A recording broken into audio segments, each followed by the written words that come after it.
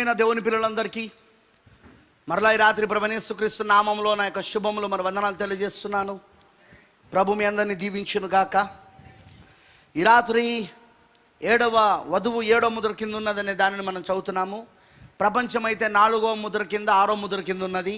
ఎందుకంటే 4వ ముద్రలో వాడు పాండుర వర్ణపు గుర్రము పైన ఆ 3 శక్తులు, మతము శక్తి, అలానే రాజకీయ శక్తి, అలానే దయ్యపు ఆత్మల శక్తి, ఆ 3 శక్తులు ఏకమై ఖడ్గము ద్వారాను మరియు తెగుళ్ళ ద్వారాను కరువుల ద్వారాను వాడు నాశనం చేస్తూ ఉన్నాడు ఈ భూమిపైన ప్రజలను. అవునా? 400 ప్రజలను నాశనం చేస్తూ ఉన్నాడు వాడు. అదే మనం చూసుకుంటూ వస్తూ ఉన్నాం. లవోదికయ సంఘ కాలంలో ఆ 4వ ముద్ర ఎలా జరుగుకుంటూ వచ్చిందో చూసాం.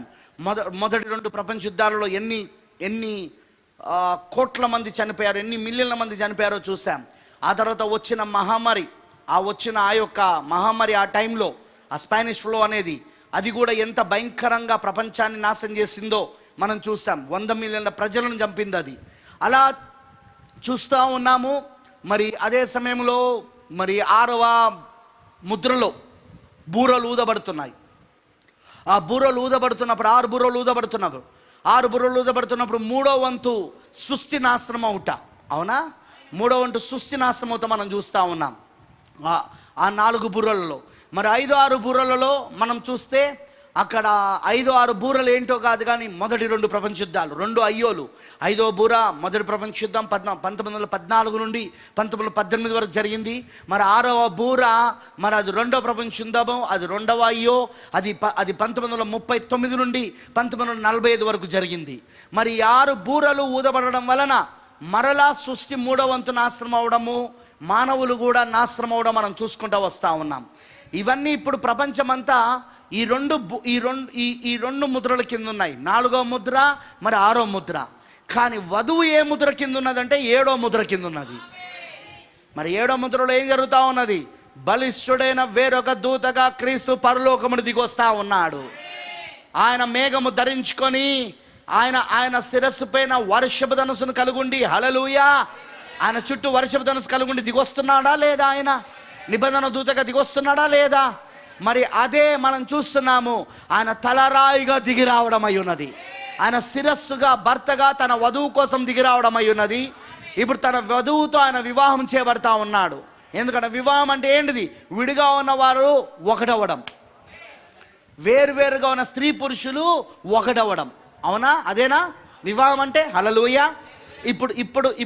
ఇప్పుడు స్త్రీ, సంఘము, వధువు మరియు పురుషుడు యేసుక్రీస్తు శిరస్సు, ఇప్పుడు వాళ్ళిద్దరు ఒకటయ్యారు. వాళ్ళిద్దరు ఇప్పుడు అదృశ్య కలయికలో ఉన్నారు. ఆమేన్. వాళ్ళిద్దరు ఇప్పుడు అదృశ్య కలయికలో ఉన్నారు. హల్లెలూయా. అందుకోసమే మనం చూస్తున్నాము. మరి లేఖనం ప్రకారముగా, వాక్య ప్రకారముగా ఇప్పుడు వాళ్ళిద్దరు ఒకటవుతున్నారు. వాళ్ళు ఏక శరీరం అవుతున్నారు. వాళ్ళిద్దరు ఇప్పుడు అదృశ్య ప్రపంచంలో అదృశ్యంగా ఏకమవుతున్నవారు. క్రీస్తు యొక్కయు వధువు యొక్కయు అదృశ్య కలయిక ఇది. అదే వివాహం అయి ఉన్నది. అదే మనిషి కుమారుని పరిచర్య అయి ఉన్నది. మరి ఆ విధంగా ఇప్పుడు వధువు ప్రకటన 10లో ఉన్నది. అలానే ప్రకటన 10 అదే 7వ ముద్ర. ఆ 7వ ముద్ర యొక్క క్రింద ఇప్పుడు వధువు నడిపించబడతా ఉన్నది. ఆమెకు 4వ ముద్ర కానీ 6వ ముద్ర కానీ ఆమెకు సంబంధం లేదు. ఆమెను ఏమీ చేయలేవు ఆ 2 ముద్రలు. 4వ ముద్ర కానీ 6వ ముద్ర కానీ ఆమెకు సంబంధం లేదు. ఆ 2 ముద్రలు ఆమెను ఏం చేయలేవు. ఎందుకు ఆమెను ఏం చేయలేవంటే ఆమె భర్త 7వ ముద్రలో ఆమె భర్త ఆమెతో ఉన్నాడు కాబట్టి, ఆమె భర్త ఆమెతోనే ఉన్నాడు కాబట్టి. మరి ఎప్పుడైనా భర్త భార్యతో ఉంటే భార్యను సంరక్షించేది భర్తనే కదా. చదివినాం కదా అది కూడా. గొర్రెపిల్ల వివాహ మహోత్సవాన్ని వర్తమానంలో ప్రవక్త చెప్పిన కొటేషన్ని నేను చదివినాను కదా. భార్యను ఎప్పుడు కాపాడేది ఎవరంటే భర్త. సో ఇప్పుడు భర్త మనకు తోడే ఉన్నప్పుడు భార్యను కాపాడతాడా లేదా? ఇప్పుడు చూడండి, శ్రీమతి ఆదామును కాపాడాలి. కానీ శ్రీమతి ఆదాము దగ్గరికి అపవాది ఎప్పుడు వచ్చాడట? ఆదాము లేని సమయంలో వచ్చాడు. అదే ఆదాము ఉన్న సమయంలో వచ్చి ఉంటే అక్కడ కథ వేరే ఉండేది. అర్థమైందని చెప్పింది. కానీ ఇప్పుడు మరలా ఈ కడపటి ఆదాము ఈ కడపటి అవ్వతో ఉన్నాడు. ఈమెను విడిచిపెట్టాడు ఆయన. ఆ మొదటి ఆదాము దేవుని ఏదోను తోటలో మొదటి ఆదాము విడిచిపెట్టినట్టుగా ఇప్పుడు సాతాను ఏదోనులో ఈ కడపటి అవ్వను కడపటి ఆదాము విడిచిపెట్టాడు.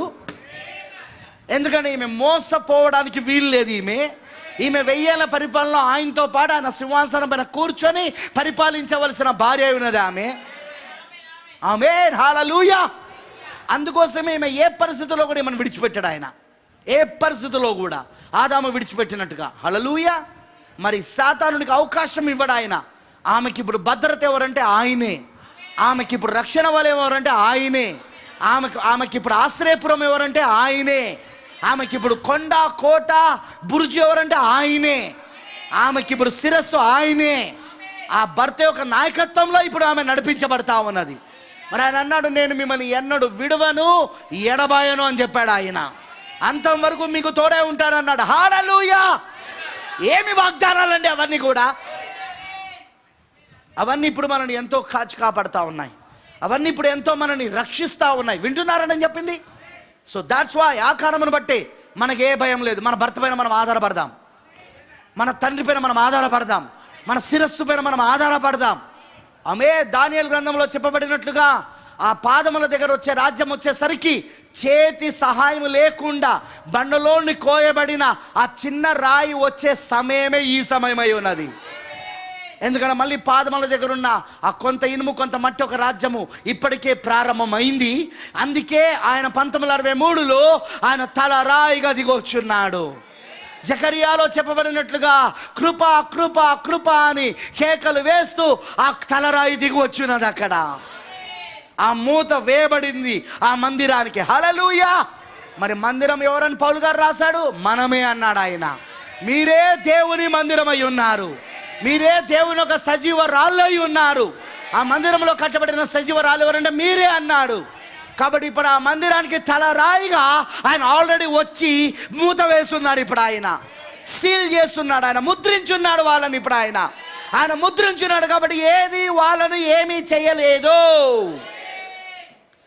మరణము సైతము వారిని హానిపరచలేదు. మరణము సైతము వారిని హానిపరచలేదు. ప్రేమైన దేవుని పిల్లలారా, అందుకే ఈ రోజున మనము 7వ ముద్ర కింద ఉన్నాం. చూడండి, రూతు 7వ ముద్ర కింద ఉన్నది. రైట్. ఆమె ఆమె ఆమె ఆమె ఆమె ఆమె కథ సరిగ్గా ఈ చివరి కాలంలో ఉన్న వధువుకి సరిపోతుంది. ఎస్తేర్ కథ సరిగ్గా ఈ చివరి కాలంలో వధువుకి. అలానే ఆసనేత్ కథ సరిగ్గా ఈ చివరి కాల వధువుకి. అర్థమవుతుందా? అలానే రిబ్కా కథ సరిగ్గా ఈ చివరి కాలంలో వధువుకి. శారా సరిగ్గా ఈ చివరి కాలంలో వధువుకి. Praise the lord. హల్లెలూయా. ఇవన్నీ కూడా బైబిల్లో ఆ స్త్రీల యొక్క కథలు ఎందుకు రాయబడి ఉన్నాయంటే ఈ చివరి కాలంలో వధువు కోసం. మరి వాళ్ళందరూ 7వ ముద్ర కింద ఉన్నారు. ఇప్పుడు వధువు నిజ రూపంలో 7వ ముద్ర కింద ఉన్నాం ఇప్పుడు ఆమె.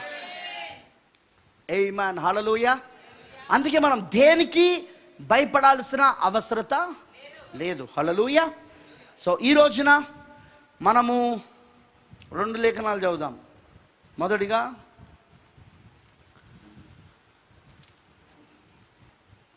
ఎస్తేరు గ్రంథము 4వ అధ్యాయము. వధువు 7వ ముద్ర కింద ఉన్నది. ఎస్తేరు గ్రంథంలో 7వ ముద్ర యొక్క మర్మమును మనం చూస్తున్నాం. It's a 7th seal mystery. 7వ ముద్ర కింద జరుగుతున్నది ఈ కథ అంతా. ఆ 7వ ముద్ర కింద జరుగుతున్న ఈ సాదృశ్యం, ఈ ఛాయ ప్రకటనలో గుర్తుల రూపంలో ఉంది. ఇప్పుడు అది నిజ రూపంలో జరుగుతుంది. ఇది ఛాయగా ఉంది పాత నిబంధనలో ఎస్తేరు కథ. ప్రకటన గ్రంథంలో గుర్తుల రూపంలో ఇవ్వబడింది. ఇప్పుడు మనకు అది నిజ రూపంలో జరుగుతూ ఉంది. ఆమేన్. మరి ఎస్తేరు 4వ అధ్యాయము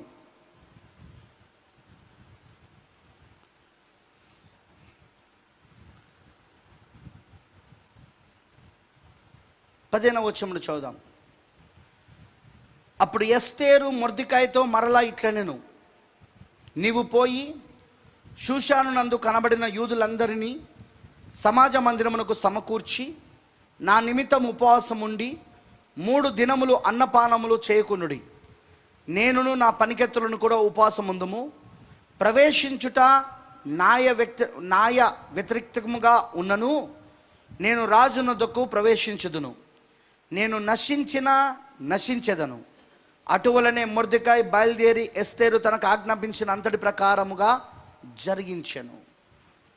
3వ దినమందు ఎస్తేరు, 5వ అధ్యాయం 1వ వచనం నుండి, 3వ దినమందు ఎస్తేరు రాజభూషణములు ధరించుకొని రాజనగరు యొక్క ఆవరణంలో రాజు సన్నిధికి వెళ్ళి నిలిచెను.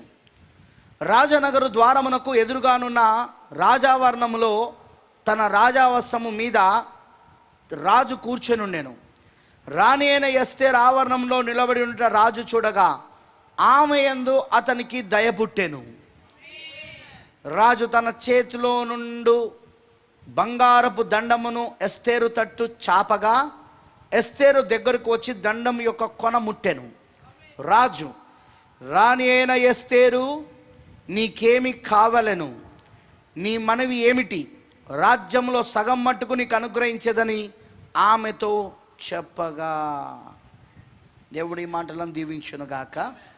Let us pray. ప్రార్థన చేసుకుందాం. పరిశుద్ధుడా, సర్వశక్తిమంతుడా, కృపామడువైన దేవానికి స్తోత్రముడు తండ్రి. ఓ ప్రభు అయిన దేవా, ఈ రోజున మరొకసారి నీ సన్నిధికి ఇలాగూ వచ్చుటకు నువ్విచ్చిన ఈ సమయం కొరకే వందనాలు. ప్రపంచమంతా మరణముతో నిండిపోయి ఉన్నది. యుద్ధముల ద్వారా, కరువుల ద్వారా, ఇప్పుడు వచ్చిన మహమ్మారి, భౌగోళికమైన ఈ మహమ్మారి కరోనా వైరస్ కోవిడ్-19 ద్వారా మొత్తము అశాంతితో, మరణముతో ఎక్కడ చూసినా ఆ వార్తలే మాకు వినబడుతున్నాయి. ప్రభువా, ఇవేవి మమ్మల్ని నిరుత్సాహపరచవు, ఇవేవి మమ్మల్ని భయపెట్టవు, ఇవేవి మమ్మల్ని బలహీనపరచవు. ఎందుకంటే మేము ఇప్పుడు ఆ 4వ ముద్ర కింద, 6వ ముద్ర కింద మేము లేము. కానీ మాకిప్పుడు ప్రకటన 10లో ఉన్న 7వ ముద్ర కింద మేము ఉన్నాం దేవా. ఎస్తేరు వలె మేము ఇప్పుడు 7వ ముద్ర కింద ఉన్నాము. మరణ శాసనము, రాజాజ్ఞ వచ్చినా కూడా ఆమె ఇదిగో ప్రభువా 7వ ముద్ర కింద ఉన్నది. ఇప్పుడు ఆమె నిశ్చయముగా ఇప్పుడు మేము అదే విధముగా ఉన్నాం. ఈ రోజున నువ్వు మమ్మల్ని భద్రపరుస్తావని మాకు తెలుసు. నువ్వు మాకు ప్రభు రక్షణ ఇస్తావని మాకు తెలుసు. సంపూర్ణంగా మేము ఇప్పుడు నీ పైన ఆనుకుంటున్నాం దేవా, ఆధారపడుతున్నాం ప్రభువా. మరి ఈ రోజున నీ వాక్యములో నుండి మాతో మాట్లాడము తండ్రి. నీ పిల్లలకు ఈ వర్తమానం స్పష్టంగా అర్థమవునట్లు అభిషేకించు ప్రభు అయిన దేవా. మేమున్న ఈ సమయము, ఈ తరుణమును మేము ఈ కాలపు వర్తమానంలో నుండి చూచే కృపను మాకు దయచేయి. ఈ గడియ వర్తమానము, ఈ కాలపు వర్తమానము ఈ కాలముల గురించే మాట్లాడుతున్నది. మేము దాన్ని చూచే కృపను మాకు ఇవ్వు దేవా. బైబిల్ అంతయు ప్రభువా మా కాలం గురించే మాట్లాడుతున్నది. ఆ ప్రవచనాలన్నీ మా కాలం గురించే ప్రవచించబడ్డాయి. అవి ఇప్పుడు నెరవేర్పు జరుగుతున్నాయి మా కళ్ళ ముందు. అనేక లేఖనాలు మా కళ్ళ ముందు నెరవేర్పు జరుగుతున్నాయి. ప్రభు అయిన దేవా, వాటన్నిటిని చూడగలిగిన కృపను, జ్ఞానమును, మేధస్సును మాకు దయచే దేవా. ఎందుకంటే ఆ తలరాయి దిగి రావడం అంటే ఆ మేధస్సు దిగి రావడం. ఇప్పుడు ఆ మేధస్సును మేము ఇప్పుడు పొందుకుంటున్నాము. మరియు ఆ గ్రంథమును మేము ఇప్పుడు తినుచున్నాము. ఆ గ్రంథమును మేము తినడం వలన మరలా ప్రవచించగలుగుతున్నాం ప్రభువా. యేసయ్య రాజులను గూర్చియు మరియు రాజ్యములను గూర్చియు, ఆయా భాషలు మాట్లాడే వారి గూర్చియు, ప్రజలను గూర్చియు ప్రభువా ప్రవచించగలగడానికి కారణమే మా గ్రంథాన్ని తినడం ప్రభువా. ప్రభువా, ఇవి ప్రసంగములు కావివి, ఇవి ఖచ్చితంగా ప్రవచనాలై ఉన్నవి. మేమిప్పుడు ప్రభువా ప్రసంగాలు వింటలేం. మేమిప్పుడు ప్రవచనాలు వింటా ఉన్నాం. ఇవన్నీ ప్రవచనాలై ఉన్నాయి ప్రభువా. వీటిని గ్రహించగలిగిన మనస్సును మాకు దయచేయి. ఖచ్చితంగా నీ పిల్లలు దీన్ని పట్టుకొందురు గాక. ఈ విషయాలు నీ వధువు కోసమే నువ్వు స్పష్టీకరణ చేసి చెప్తున్నావు ప్రభువా. వధువు కోసమే వీటిని తెరుస్తున్నావు ప్రభువా. ఇంకెవరి కోసం కాదు, నీ పెళ్లి కుమార్తె కోసమే. అందుకే వీటిని పట్టుకునే కృపను దయచేయమని యేసుక్రీస్తు నామములో ప్రార్థిస్తున్నాను. ఆమేన్. దయచేసి కూర్చోనండి. Please be sit down.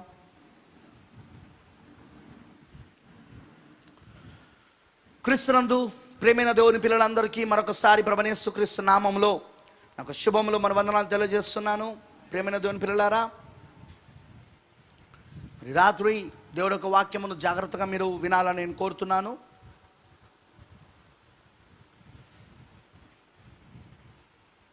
ఇంకొక లేఖనం కూడా నేను చదవగోరుతున్నాను. దానియేలు గ్రంథంలో ఇంకో 2 లేఖనాలు ఉన్నాయి. దానియేలు గ్రంథంలో 3వ అధ్యాయంలో 1వ వచనం. రాజగు నెబుకద్నెజరు బంగారు ప్రతిమ ఒకటి చేయించి బబులోను దేశములోని దూరాను మైదానములో దాన్ని నిలబెట్టించెను. అది 60 మూరల ఎత్తును 60 మూరల వెడల్పునై ఉండెను. రాజగు నెబుకద్నెజరు అధిపతులను, సేనాధిపతులను, సంస్థానాధిపతులను, మంత్రులను, ఖజానాదారులను, ధర్మశాస్త్ర విధాయకులను, న్యాయాధిపతులకును, సంస్థానములలో ఆధిక్యము వహించిన వారందరికీ సమకూర్చుటకును రాజగు నెబుకద్నెజరు నిలబెట్టించిన ప్రతిమ యొక్క ప్రతిష్ఠతకు రప్పించుటకును దూతలను పంపించగా ఆ అధిపతులను, సేనాధిపతులను, సంస్థానాధిపతులను, మంత్రులను, ఖజానాదారులను, ధర్మశాస్త్ర విధాయకులను, న్యాయాధిపతులను, సంస్థానములలో ఆధిక్యము వహించిన వారందరూ రాజగు నెబుకద్నెజరు నిలబెట్టించిన ప్రతిమ యొక్క ప్రతిష్టకు కూడి వచ్చి రాజగు నెబుకద్నెజరు నిలబెట్టించిన ప్రతిమ ఎదుట నిలిచుండిరి. ఇట్లుండగా ఒక దూత చాటించింది ఏమనగా, జనులారా, దేశస్థులారా, ఆయా భాషలో మాట్లాడు వారులారా, మీకు ఆజ్ఞ ఇచ్చుచున్నాను.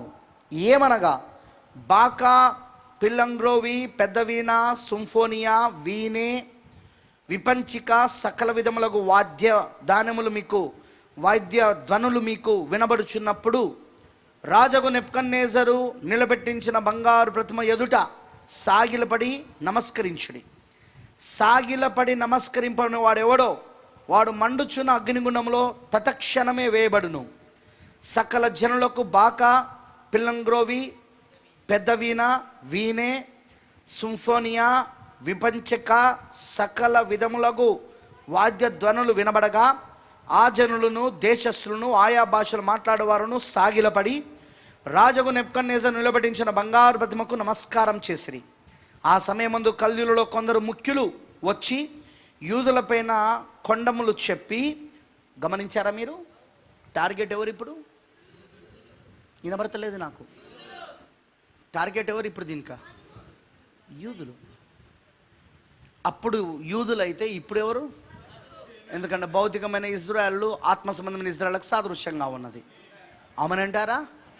లక్ష్యము దీని వెనకాల ఈ ప్రతిమను తయారు చేసి అందరూ దానికి సాగిలపడాలి, అందరూ దానికి వంగాలి, దానికి మొక్కాలి, ఆ వ్యవస్థలో అందరూ చేరాలి, ఆ ఆర్గనైజేషన్లో, ఆ సంఘ శాఖలో అందరూ చేరాలి, దాని నియమాలు పాటించాలి. అది చట్టం, అది చట్టం. ఆ చట్టాన్ని ఎవరు దాటితే వారు చట్ట విద్రోహులు, వాళ్ళు టెర్రరిస్టులు. వింటున్నారా? వాళ్ళని శిక్షించడానికి అధికారం ఉన్నది. ఇదంతా ఎవరి కోసం చేస్తున్నాడు ఆ సమయంలో అంటే యూదులు. ఓకే, ఆ సమయం ముందు కల్దీయులు అంటే ఎవరో తెలుసుగా? బబులోనీలు. మరి ఇప్పుడు బబులోని ఎవరో తెలుసుగా? పోపు రోమ్. ఆ సమయంలో కల్దీయులలో కొందరు ముఖ్యులు వచ్చి యూదుల పైన కొండములు చెప్పి రాజుకు నెబుకద్నెజరుతో ఇలాగ మనవి చేసిరి, రాజు చిరకాలము జీవించునుగాక, రాజా తాము ఒక కట్టడ నియమించితిరి. కట్టడ, గమనించారా? ఇట్స్ ఎ లా. అది ఇప్పుడు చట్టమైంది. అది ఇప్పుడు అదేదో ఒక మాట కాదు, చేస్తే చేయని లేకపోతే లేదు కాదు, ఇప్పుడు చట్టము. ఆ చట్టానికి విరోధంగా ఎవరు వెళ్ళినా ఖచ్చితంగా వాళ్లకు అక్కడ శిక్ష వేయబడుతుంది. అవునా కాదా? మీకు అర్థమవుతుందా? ఇప్పుడు చూడండి, ఎస్తేరు యొక్క పుస్తకంలో మనం చూస్తున్నది ఏంటిదంటే కట్టడం తయారు చేశారు. హామాను ఏం చేశాడు? హామాను రాజు యొద్దకు వెళ్ళి ఒక చట్టాన్ని యూదులకు వ్యతిరేకంగా తయారు చేయించాడు. మొర్దెకాయ్, ఎస్తేరు మరియు ఎస్తేరు ప్రజలై ఉన్న ఇజ్రాయెల్ యూదులకు వ్యతిరేకముగా. అవునా? ఆ చట్టం ఏంటిదంటే సంహరణ, పూర్తిగా హతము చేయడం. మరి ప్రవక్త ఏమని చెప్పాడు? హామాను పైన పనిచేస్తున్న ఆత్మ, అది అమెరికా ఆత్మ అని మనం చదివినామా లేదా? బుర్రల పండుగలో చెప్పాడా లేదా? మరి అంతేకాదు, ఆ రోజున హిట్లర్, ముసలోని, స్టాలిన్, యాక్మెన్ పైన పనిచేసిన ఆత్మ కూడా అది రోమ్ ఆత్మ ఉన్నది. అది ఆ రోమ్ ఆత్మ ఏం చేసింది? ఆ రోమ్ ఆత్మ ఏం చేసింది అది అది అది ఆ హతమును చేయనట్లుగా, ఆ సంహారాన్ని తీసుకురావనట్లుగా, యూదులకు హోలోకాస్ట్లో మొత్తం యూదులు అనేవారే లేకుండా చేయాలని వాళ్ళు ప్రయత్నించారా లేదా? అక్కడ వినబడతలేదు నాకు. అదే ఆత్మ ఇప్పుడు మరలా విడుదలైందని ప్రవక్త బుర్రల పండుగలో చెప్పాడా లేదా? పోయిన వారం నేను చదివించాను కదా. ఇప్పుడు వధువుపైకి విడుదలైంది. ఇప్పుడు అది వధువు పైన హతము తీసుకురావడానికి, ఈ కాలంలో ఉన్న వధువుకి వాళ్ళు సాదృశ్యం అన్నాడు ప్రవక్త. హల్లెలూయా. సో ఇప్పుడు వధువుపైకి ఆ మత సంబంధమైన ఆత్మ విడుదలైంది. ఇప్పుడు వధువుపైకి ఆ మూడు శక్తులు ఒకటయ్యాయి. ఏంటంటే మత శక్తి, రాజకీయ శక్తి, దయ్యపు శక్తి, ఇవన్నీ ఒకటై ఏం చేస్తున్నాయంటే వధువునే టార్గెట్గా చేసుకొని, వధువునే లక్ష్యంగా చేసుకొని వధువుపైకి అది తీసుకురావాలని ప్రయత్నిస్తూ ఉన్నది అది. ఆమేన్, హల్లెలూయా. మీకు అర్థమైతామని చెప్పండి. అయితే మీరు గమనించండి, ఇప్పుడు నేను ఏం చూపించడానికి ప్రయత్నిస్తున్నానంటే బైబుల్ నిండా ఇలాంటి సంఘటనలు ఎన్నో ఉన్నాయి. ఇక్కడ టార్గెట్, ఇక్కడ లక్ష్యం ఎవరంటే యూదులు. లక్ష్యం ఎవరంటే ఆ ప్రతిమ తయారు చేయడానికి, ఆ ప్రతిమను మొక్కేటట్లు చేయడానికి, దానికి ఒక చట్టాన్ని తీసుకురావడానికి, అదంతా కూడా ఎవరు ఎవరు ఎవరు లక్ష్యంగా, ఎవరు గురిగా ఉన్నారంటే సాతాను యొక్క మనసులో అప్పుడు ఆ సమయంలో ఉన్న యూదులు. ఆమేన్. ఇప్పుడు పెద్ద సంహరణ తీసుకురావడానికి వాడు ప్లాన్ చేశాడు అక్కడ. ఏంటంటే ఎవరు ఆ ప్రతిమకు మొక్కరో, ఎవరు ఆ ప్రతిమకు సాగిల పడరో, ఆ సంగీత వాయిద్యాలు వినబడుతూ ఉండగా, మీకు తెలుసు కదా అపవాది పరలోకములో వాడేంటిది, వాడు కోయర్ లీడర్. వాడు ఎంతమందికి తెలుసు? వాని లోపట్నే దేవుడు మొత్తము ఆ సంగీత వాయిద్యాలన్నీ కూడా పెట్టి ఉన్నాడని చెప్పాడు. మరి వాడు తన యొక్క రెక్కలను ఆడిస్తే చాలు ఆ సంగీతం అంతా ఆ బయటకు వచ్చేది అది. అవునా? ఇప్పుడు ఇప్పుడు ఇప్పుడు వాడు ఏం చేస్తున్నాడు? సేమ్ పరలోకము నమూనాను ఇప్పుడు భూమిపైకి తీసుకొచ్చి పెట్టాడు వాడు రాజ్యంలో. మరి మీరు గమనిస్తే ఆ ప్రతిమ ఒక పరిశుద్ధుని యొక్క ప్రతిమ, ఆ పరిశుద్ధుని యొక్క రూపము ప్రతిమ ఎవరిది? అది దానియేలుది. ఎందుకంటే దానియేలులో ఆ పరిశుద్ధ ఆ దేవతలకు ఆత్మ ఉన్నదని, మరి దానియేలులో ఆ దేవతలకు ఆత్మ ఉన్నదని ఇంతకుముందే నెబుకద్నెజర్ చెప్పాడు. వింటున్నారా? ఆ ప్రతిమ దానియేలుదని మరి మరి మరి ఇంతకుముందే చెప్పాడు. హల్లెలూయా. దేవుడికి మహిమ కలుగును గాక. ఆమేన్. చూడండి 2వ అధ్యాయం 47వ వచనంలో అంటాడు, దానియేలుతో అంటాడు. 46వ వచనం, 2వ అధ్యాయం 46వ వచనం. అంతటా రాజుకు నెబుకద్నెజరు దానియేలునకు సాష్టాంగ నమస్కారం చేసి అతన్ని పూజించి నైవేద్య ధూపములు అతనికి సమర్పింప ఆజ్ఞాపించాను. మరి రాజు, ఈ మర్మమును బయలుపరచుటకు నువ్వు సమర్థుడవైతివే. నీ దేవుడు దేవతలకు దేవుడును రాజులకు ప్రభువును మర్మమును బయలుపరచువాడనై ఉన్నాడని దానియేలుకు ప్రత్యుత్తరం ఇచ్చాను. ఓ, మన కాలంలో కూడా ఒక దానియేలు ఉన్నాడా? మర్మములను బయలుపరిచే అంత్యకాలపు దానియేలు. ఆయన ఈ కాల ప్రవక్త విలియం బ్రానమ్. ఆ మర్మములను అర్థం చేసుకునే అంత్యకాలపు దానియేలులు వారే వధువై ఉన్నారు. దానియేలులకు మాత్రమే అర్థమవుతుంది దేవుడి మర్మం అంతా. దానియేలులకు మాత్రమే అర్థమవుతుంది. అంత్యకాలంలో దానియేలులకు మాత్రమే ఈ మర్మములన్నీ అర్థమవుతాయి. హల్లెలూయా. విచిత్రం ఏంటంటే ఒక అన్య రాజుకు అర్థమైంది దేవుడు, ఈ దానియేలు దేవుడు మర్మములను బయలుపరిచే దేవుడని. కానీ ఈరోజు ఎంటెమెస్లో ఉన్న వాళ్ళకి అర్థం కావట్లే. మర్మరాలు మనకు అక్కర్లేదు, మనకు 7 ముద్రలు అక్కర్లేదు, 7 ఉరుములు మనకు అక్కర్లేదు, మనకు అవన్నీ ఏం అక్కర్లేదు అని బోధిస్తూ ఉన్నారు. దానికి చాలామంది ఆమె నలలి అవునవునవునవునని బతుకుతాను. ఉంటుంది, కరోనా వైరస్ మీకోసమే ఉన్నది. మీకు మీకు మీకు రాబోయే ఆ యొక్క చట్టము మిమ్మల్ని ఏం చేయబోతుందో చూడండి. ఎందుకంటే మర్మము తెలవకుండా దేవుని యొక్క చిత్తము తెలియదు నీకు. ఏదైనా సరే దేవుని చిత్తము మర్మముగా ఉంటుంది. మరి మర్మము తెరబడినప్పుడు ఏం తెలుస్తుంది అంటే దేవుని చిత్తం నీ పట్ల ఏంటిదో నీకు అర్థమవుతుంది అక్కడ. హల్లెలూయా. ఒక అన్య రాజుకు అర్థమైంది మర్మము, దానియేలు దేవుడు మర్మములను బయలుపరుస్తాడని. కానీ ఈరోజు కొంతమంది ఎంటెమెసెస్ పాస్టర్లకు అర్థం కావట్లేదు, కొంతమంది ఎంటెమెసెస్ సేవకులకు అర్థం కావట్లేదు, కొంతమంది విశ్వాసులకు అర్థం కావట్లేదు. ఈ మర్మములు మనకు అక్కర్లేదు. మా పాస్టర్ గారు అన్నాడు అతిగా తెలుసుకోవాల్సిన అవసరం లేదని. అసలు నీకు ఏం తెలియదురా అని నేను అంటాను. అతిగా తెలుసుడేంటి? మనం 7 ముద్రలు తెలుసుకున్నంత మాత్రం మనకు అతిగా తెలిసిపోయిందా? ఇంకెంతున్నది? సముద్రం ఉంది అక్కడ. చూడండి, ఇప్పుడు మన మెసేజ్లు కొన్ని సంవత్సరాల నుండి వినుకుంటూ వస్తున్నాం, రిపీట్ అవుతున్నాయి వర్తమానాలు, చెప్పినవి మళ్ళీ చెప్తున్నామా? కొత్త కొత్త విషయాలు దాంట్లో నుండి బయటికి వెళ్తూ ఉన్నాయి. ఎందుకు? ఇంకా ఉన్నాయి. అది నీటి ఊట. అది వాక్యం ఏంటిది? నీటి ఊట. ఆ ఊటలో నుండి అది ఊరుతూనే ఉంటుంది. అది బండలో నుండి నిత్యము ఊరేడు నీరది. బండలో నుండి నిత్యము ఊరేడు నీరది. మనం ఎంత తెలుసుకున్నది ఇంకా తక్కువనే. అది ఇంకా మనం తెలుసుకోవాల్సిన చాలా ఉన్నాయి. సమయంను బట్టి, సందర్భమును బట్టి, పరిస్థితిని బట్టి, ఆ సమయానికి అభిషేకం వచ్చి ఇంకా దేవుడు మనకి ఇవి తెరుస్తూ ఉంటాడు. ఆయన, నేను 25 సంవత్సరాల నుండి ఈ సేవలో ఉన్నాను. దేవుడు ఏ విధంగా ఆయన పని చేసుకుంటూ వస్తున్నాడో నేను చూస్తూ ఉన్నా. నేను సమయమును బట్టి ఆయన పని చేసుకుంటూ వస్తూ ఉన్నాడు, కాలమును బట్టి ఆయన పని చేసుకుంటూ వస్తూ ఉన్నాడు. ప్రవచనాలు నెరవేర్పు జరిగే సమయానికి వచ్చినప్పుడు ఏ ప్రవచనం నెరవేర్పు జరుగుతున్నదో ఆ ప్రవచనాలను అర్థం చేసుకోవడానికి కావలసిన అభిషేకాన్ని దేవుడు అప్పుడున్న వధువుకి కుమ్మరించి, ఆ తర్వాత ఆ లేఖనాలను తెరిచి, ఆ మర్మాన్ని తెరిచి వాళ్ళకి అర్థమైనట్లు చేస్తూ ఉన్నాడు ఆయన. ఇప్పుడు కూడా ఇవన్నీ మనకి ఎందుకు తెరవబడుతున్నాయి? ఇప్పుడు కూడా మనకి ఎందుకు ఇవన్నీ బయలుపరచబడుతున్నాయి? ఎందుకంటే ఈ లేఖనాలు నెరవేర్పు జరుగుతున్నాయి కాబట్టి, మన కళ్ళ ఎదుట ఈ లేఖనాలు నెరవేర్పు జరుగుతున్నాయి కాబట్టి, వాటిని చూడడానికే దేవుడు మన కళ్ళకు కాటుకనే ప్రత్యక్షతనిచ్చి, ఆ ప్రత్యక్షత ద్వారా దేవుడు దీన్ని మనకు బయలుపరుస్తూ ఉన్నాడు ఆయన.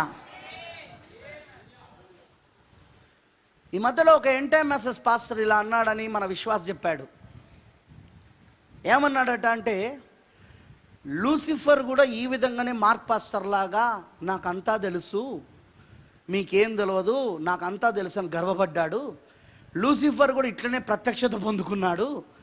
ఆ ప్రత్యక్షత పొందుకొని గర్వపడి దేవుడికి విరోధి అయ్యాడు, పడిపోయాడు. దేవుడు ఒక తన్నుడు దంతే పోయి పాతాళంలో పడ్డాడు. మార్క్ పాస్టర్ని కూడా ఆ విధంగానే చేయబోతున్నాడు, మేము దానికోసం ఎదురు చూస్తున్నాం అని అన్నాడట. అసలు వీడికి ప్రత్యక్షత అంటే అర్థం తెలుసా? ముందు వీడికి లూసిఫర్కి ప్రత్యక్షత ఉంటే వాడు దేవుని కుమారుడు అయ్యేవాడు. వాడు కూడా మిఖాయేల్ లాగా ఆయన పక్కన ఉండేవాడు. మిఖాయేలుకు యేసుక్రీస్తుని గురించిన ప్రత్యక్షత ఉంది, గాబ్రియేలుకు యేసుక్రీస్తుని గురించిన ప్రత్యక్షత ఉంది. ప్రత్యక్షతనే తేడా. ఎవరు దేవునికి విరోధులంటే, ప్రత్యక్షత లేనివాడు దేవునికి విరోధి, ప్రత్యక్షత ఉన్నవాడు దేవుని పిల్లలై ఉన్నారు. మత్తయి సువార్త 16వ అధ్యాయం 13వ వచనంలో ఆయన ఫిలిప్పీదైన కైసర్ ప్రాంతాలకు వచ్చినప్పుడు మనిషి కుమారుడు ఎవరని అడిగాడు. అక్కడికి వచ్చినప్పుడు ఎందుకు అడిగాడు? మీరు గమనించారా? ఆ సడన్ ప్లేస్, ఆ స్థలానికి వచ్చినప్పుడు, ఆ స్థితి వచ్చినప్పుడు, ఆ సమయం వచ్చినప్పుడు ఒక రెవల్యూషన్ రావాలి. ఇప్పుడు ఒక ప్రత్యక్షత రావాలి. అది ఎవరి ద్వారా రావాలంటే పేతురు ద్వారా రావాలి. అందుకే ఆయన అక్కడికి వచ్చినప్పుడు మనిషి కుమారుడు ఎవరని జనులు చెప్పుకొని వచ్చినారు అని అన్నప్పుడు ఎవ్వరికి సరిగ్గా ఆయన ఎవరో అర్థం కాలేదు. అందుకే ఆయనను కొంతమంది ఏలియా అన్నారు, కొంతమంది ఇర్మియా అన్నారు, కొంతమంది బాప్తిస్మం యోహాను అన్నారు, కొందరు ప్రవక్తలు ఎవరో ఒకరు అన్నారు. కానీ ఆయన మెస్సీయ సంగతి ఎవరు గుర్తించలేరు. అవునా? కానీ అప్పుడు ఆయన అన్నాడు, అయితే మీరేమనుకుంటున్నారని శిష్యులను అడిగినప్పుడు పరిశుద్ధాత్మ పేతురులోనికి వచ్చి, నీవు సజీవుడగు దేవుని కుమారుడైన క్రీస్తు అని చెప్పాడు ఆయన. అప్పుడు వెంటనే ప్రభు అంటున్నాడు, సీమోను బర్యోనా, నువ్వు ధన్యుడవై ఉన్నావు. ఈ సంగతి నీకు రక్త మాంసములు బయలుపరచలేదు. బయలుపాటు అనేది రక్త మాంసముల ద్వారా రాదు. బయలుపాటు అనేది థియాలజీ కాలేజీల ద్వారా రాదు. బయలుపాటు అనేది సెమినరీల ద్వారా రాదు. బయలుపాటు అనేది సంఘ శాఖల ద్వారా కానీ బోధల ద్వారా కానీ రాదు. బయలుపాటు అనేది నా తండ్రి ఆత్మ నీకు ఈ సంగతి బయలుపరిచాడని చెప్పినట్టుగా, హోలీ గోస్ట్, పరిశుద్ధాత్మ ఆ వ్యక్తికి దాన్ని బయలుపరచాలి.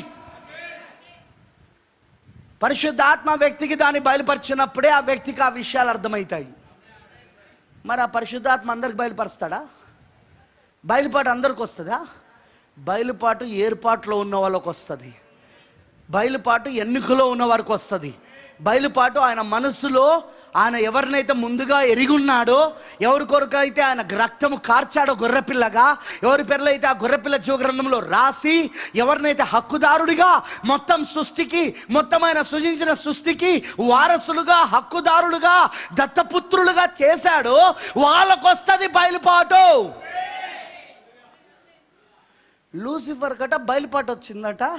ఆ బయలుపాటు అధికమైపోయిందట. అందుకోసమే దేవుడు తన్నిండట. అసలు వీడు లూసిఫర్ కొడుకు అని నాకు అర్థమైంది.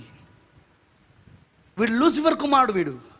ఎందుకంటే లూసిఫర్కి బయలుపాటు వస్తే అప్పుడు ఈ బండ మీద నా సంఘమును కట్టుతును, పాతాళలోక ద్వారములు సైతము దాని ఎదుట నిలవనేరదన్నాడు. అన్నాడా లేదా? బండ అనగా ప్రత్యక్షత అన్నాడు ప్రవక్త. ప్రత్యక్షత పైన ఏంటి ఆ ప్రత్యక్షత? యేసు ఎవరు అనే ప్రత్యక్షత. యేసు ఎవరన్న సంగతి లూసిఫర్ తెలియదు. తెలుసా వాడికి? చెప్పండి నాకు. వాడికి తెలిస్తే వాడెందుకు విరోధం అవుతాడండి? వాడెందుకు విరోధం అవుతాడు? యేసు ఎవరో తెలిస్తే వాడికి తెలియదు. వాడికి యేసు ఎవరనే ఆ ప్రత్యక్షత పైన తన వధువుని కడతానన్నాడు, తన సంఘాన్ని కడతానన్నాడు, పాతాళలో ఒక ద్వారములు కూడా దాని ఎదుట నిలవనేరన్నాడు. అన్నాడా లేదా? మరణము కూడా దాని ఎదుట నిలబడదన్నాడు. ప్రత్యక్షత పైన కట్టబడిన సంఘం ఎదురు చూస్తున్నాడట. చూడమను, నేను వెళ్ళిపోతాను, ఇంకా చూడమను.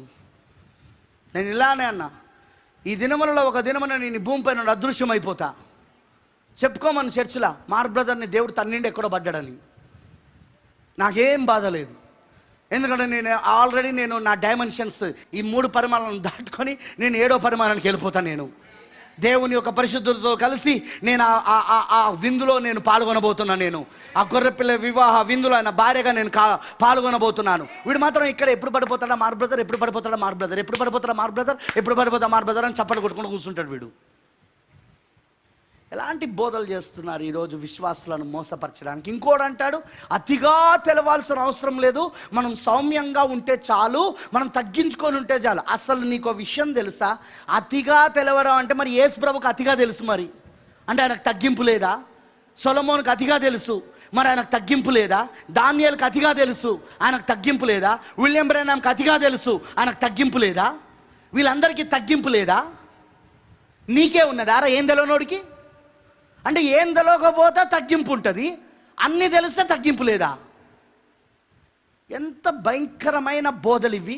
ఎన్ టైం మెసేజ్లో ఎవడో డినామినేషన్ బోధించాడంటే నేను అసలు లెక్క కూడా చేయను నేను. ఎందుకంటే వాడు ఆల్రెడీ మృగం యొక్క గుర్తు కింద ఉన్నాడు వాడు. అవునా కాదా? ఆల్రెడీ వాళ్ళు మృగం యొక్క గుర్తు కింద ఉన్నారు.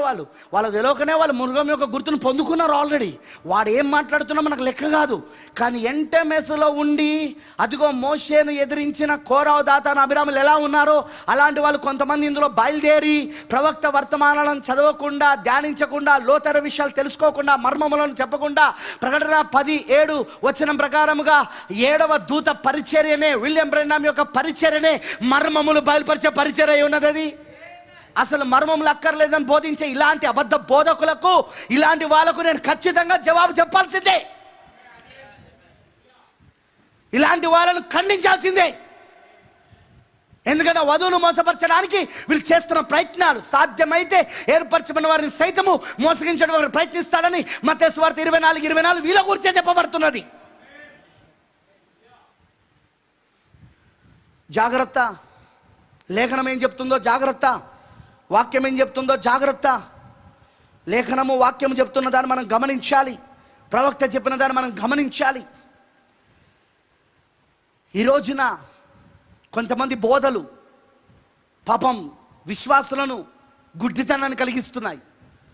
వాళ్ళు చెప్పే బోధలు ఎందుకు? వాళ్ళ కడుపు కోసం వాళ్ళు బోధిస్తున్నారు. వాడు కడుపు కోసం వాళ్ళు బ్రతుకుతున్నాడు. పౌలు గారు చెప్పినట్టు వాని కడిపే వాని దేవుడు. కానీ అలాంటి వారు చివరికి ఏమయ్యారట? తమను తాము పొడుచుకొని చచ్చిపోయారు. కొందరు సిలువేసు, కొందరు చెట్టుకు వేలాడి చచ్చిపోయారు. అవునా లేదా? లేఖనం చెప్తుందా లేదా విషయము? డబ్బు కోసం పోయిన యూదా ఇస్కరియోతు ఏమయ్యాడు? చెట్టుకు వేలాడి కింద పడి నడుముకు చీరి పేగులను బయటకు వచ్చి చచ్చిపోయాడా లేదా? వినబడతలేదు నాకు. ఆమేన్, హల్లెలూయా. ఎప్పుడైనా గుర్తుంచుకోనండి, ఇలాంటి వాళ్ళ దగ్గర జాగ్రత్తగా ఉండండి. ఇది ఈ కాలంలో వధువు యొక్క పరిచర్య ఉన్నది. 7వ దూత మర్మములను బోధించాడు. ఇప్పుడు ఆ 7వ దూత యొక్క మర్మములను 5 రకాల పరిచర్యలో ఉన్న నిజమైన సేవకులు, దేవుని చేత ఏర్పరచబడిన వాళ్ళు ఆ మర్మములను తీసుకొని వధువుకి ఆహారముగా అందిస్తారు వాళ్ళు. ఎందుకంటే ఇది స్టోర్డ్ ఫుడ్, దాచబడిన ఆహారం. ఇది దేవుడు ప్రవక్తతో చెప్పాడు, ఇది దాచిపెట్టుము, నువ్వు వెళ్ళిపోయిన తర్వాత ఇది అవసరమై ఉంటుంది అని చెప్పాడు. దేవుడు చెప్పినట్టుగా ఆయన చేశాడు.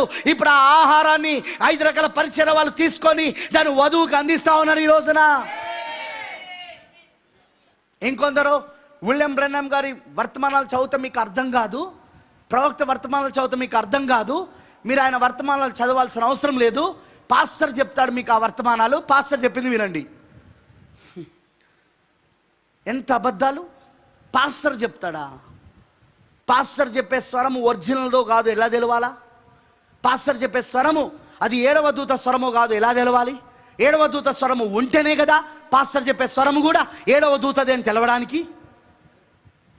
ఇలాంటి అబద్ధ బోధకులు ఈ చివరి కాలంలో లేచారు. లాక్డౌన్లో వీళ్ళు మారుతారు అనుకున్నా, ప్రవచనాలు నేర్పు జరుగుతుంటే మారక ఇంకా నేను పడిపోవడానికి ఎదురు చూస్తున్నానని చెప్తున్నారట. పిచ్చోడు, నా పేరు ఆ గొర్రెపిల్ల జీవగ్రంథంలో రాయబడి ఉన్నది. జీవగ్రంథంలో కాదు, గొర్రెపిల్ల జీవగ్రంథంలో. గొర్రెపిల్ల సెక్షన్లో, ఆ జీవగ్రంథంలో గొర్రెపిల్ల సెక్షన్ ఉంది. ఆ గొర్రెపిల్ల భాగంలో ఎవరి పేరైతే రాయబడి ఉన్నదో వాళ్ళు ఎన్నడూ పడిపోరని ప్రవక్త చెప్పి ఉన్నాడు. అందుకే ఈ చివరి కాలంలో మత్తయి 24:24 ప్రకారముగా సాధ్యమైతే ఏర్పరచబడిన వారిని సైతం మోసగించడం వాడికి ప్రయత్నిస్తాడు. కానీ ప్రవక్త ఉన్నాడు, thus said the holy ghost, ఈ కాలంలో పరిశుద్ధాత్మలాగు సెలవిస్తున్నాడు, ఈ వధువు మోసపోదు, ఈ వధువు పడిపోదు, ఈ వధువు ఖచ్చితంగా ఆయన సింహాసనం పైన కూర్చొని ఆయనతో పాటు పరిపాలించబోతున్నారు. నేను ఆ వధువులో భాగమై ఉన్నాను. నేను పడిపోతానని నేను అనుకోవడం లేదు. ఎందుకంటే నేను ఒకసారి చెప్పాను, కృప ఏంటిదో తెలుసా? నువ్వు పడిపోదామన్నా పడిపోనివ్వండి. నువ్వు పడిపోదామని అనుకున్నా కూడా పడిపోనియదు కృప. ఎందుకు? నీ పేరు అక్కడ రాయబడి ఉంది కనుక. నీ పేరు ఆ గొర్రెపిల్ల జీవగ్రంథంలో రాయబడి ఉన్నది. నీ పేరు ఆయన ఆయన ఆయన ఆయన అరచేతిలో రాయబడి ఉన్నది. నీ పేరు ఆయన తొడపైన రాయబడి ఉన్నది. నీ పేరు ఆయన మనసులో రాయబడి ఉన్నది. ఆమేన్, హల్లెలూయా. నిన్ను ఆయన మర్చిపోలేడు. నిన్ను ఆయన వదిలిపెట్టలేడు. నిన్ను మర్చిపోలేడు, నిన్ను ఆయన వదిలిపెట్టలేడు. ఎందుకంటే నువ్వు ఆయనలో భాగమై ఉన్నావు అక్కడ. కాబట్టి ఆయన ఏ పరిస్థితిలో కూడా నిన్ను పడనివ్వడు. నువ్వు పడిపోదామన్నా పడనివ్వనదే కృపై ఉన్నది. నువ్వు జారిపోదామన్న లోకంలోనికి జారిపోకుండా కాపాడేదే కృపై ఉన్నది. నువ్వు పారిపోదామన్నా పారిపోకుండా ఆపేదే కృపై ఉన్నది.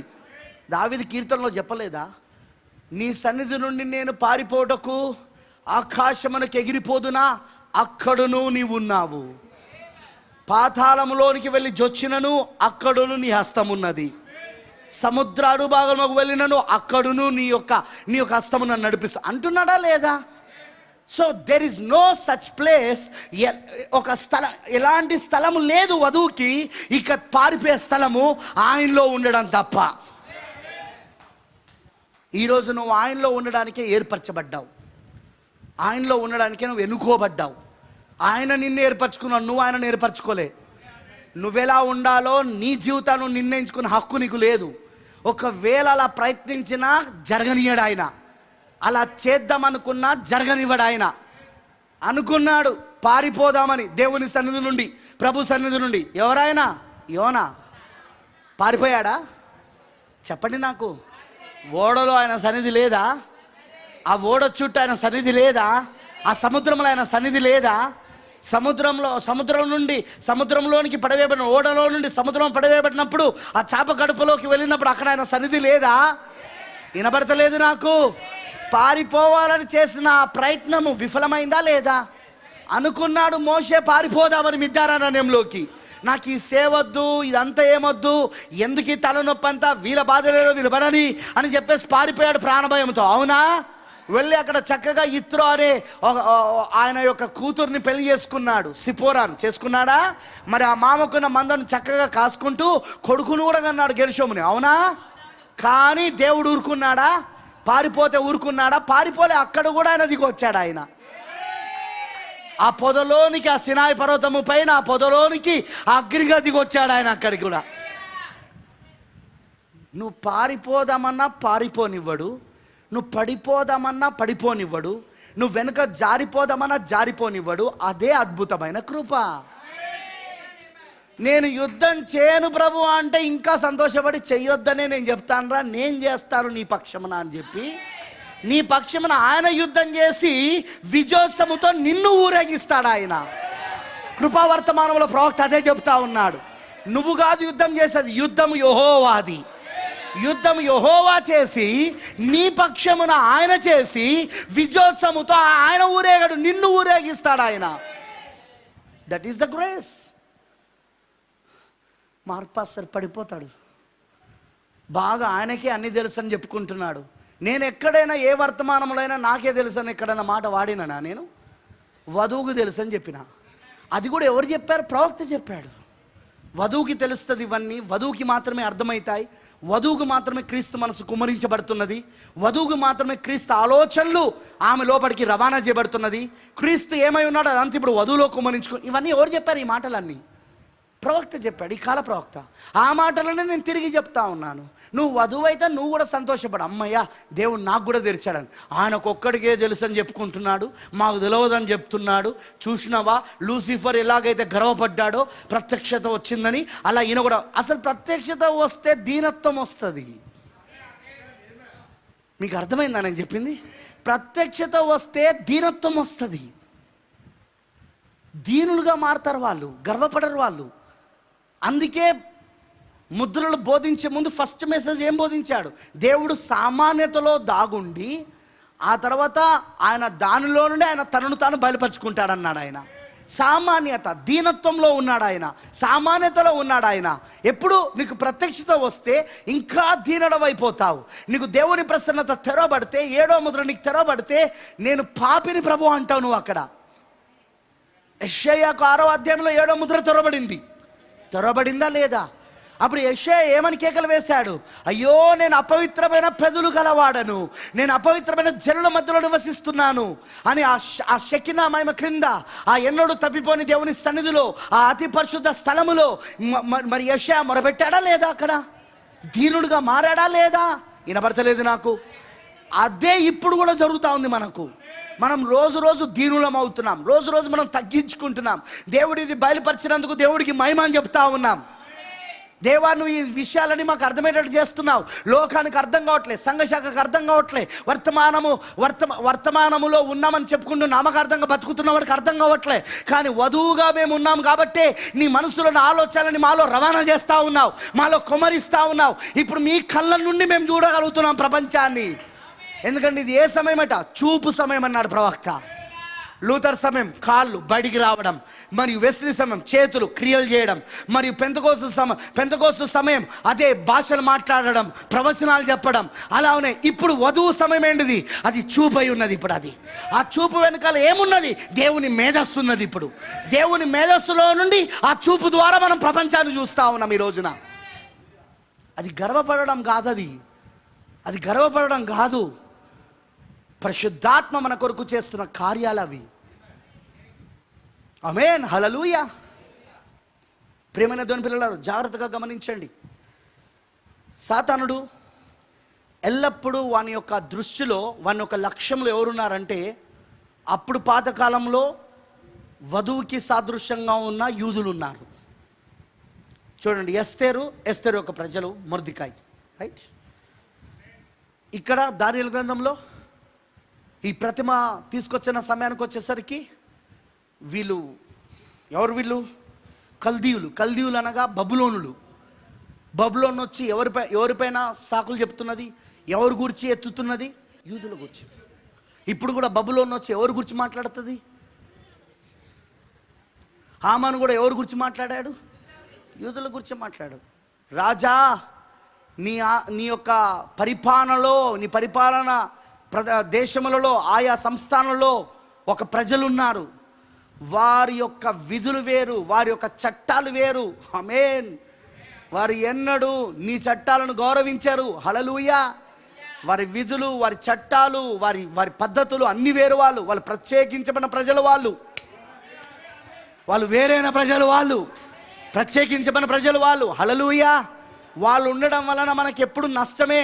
మీకు అర్థమవుతుందా? వాళ్ళు ఉండడం వలన మనకు నష్టమే, నీకేం ప్రయోజనం ఉండదు.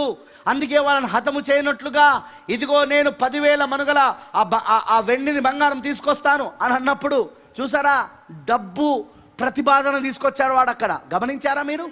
డబ్బు ప్రతిపాదన. ఇప్పుడు కూడా ఏం జరుగుతుంది? డబ్బు ప్రతిపాదన.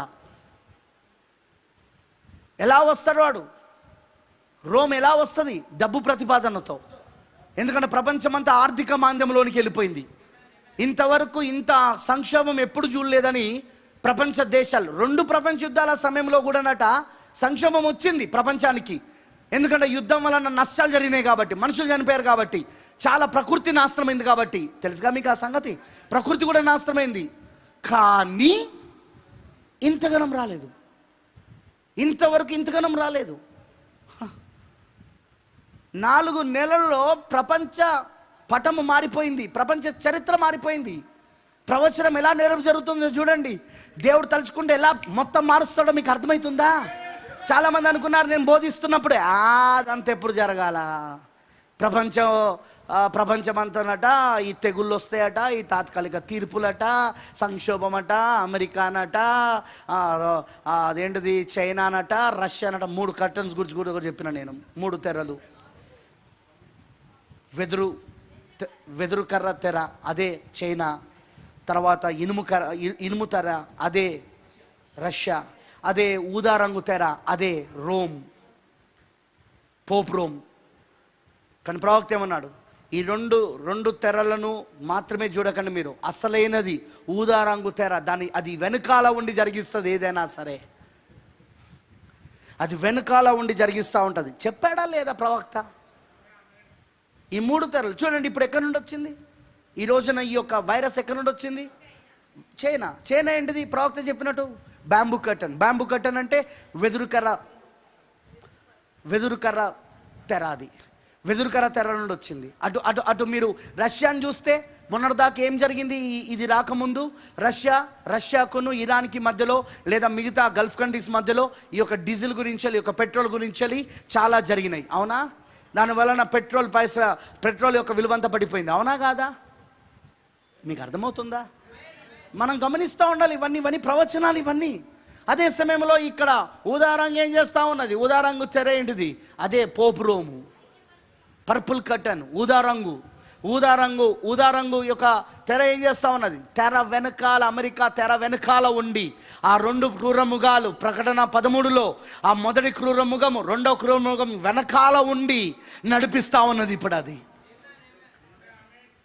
ఆర్థిక సంక్షోభంలో ప్రపంచమంతా వెళ్తా ఉన్నది. అమెరికా ఎప్పుడో ఆర్థిక సంక్షోభంలోకి వెళ్ళింది, కానీ ఇంకా అది గట్టెక్కడానికి కారణం ఏంది?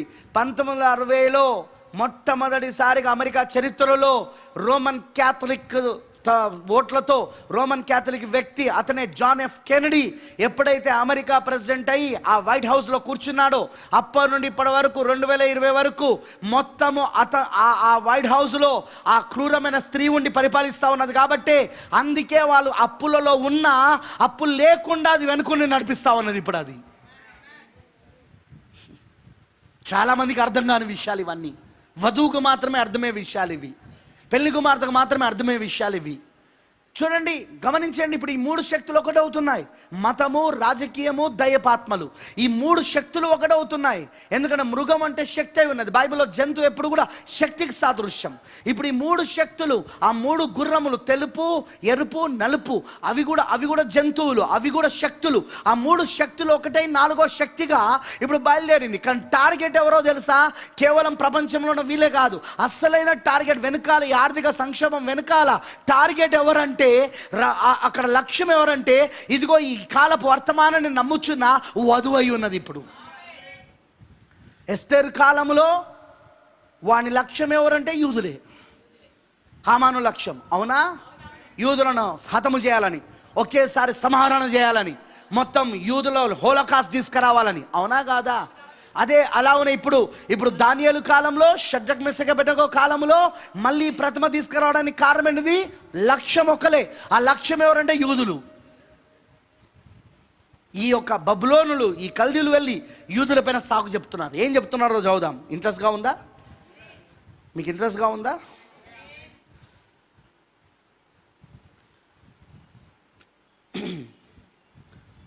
ఎనిమిదవ వచనం. ఆ సమయమందు కల్దీలలో కొందరు ముఖ్యులు వచ్చి యూదుల పైన కొండములు చెప్పి రాజుకు నెబుకద్నెజరు వద్ద ఇలాగ మనవి చేసిరి.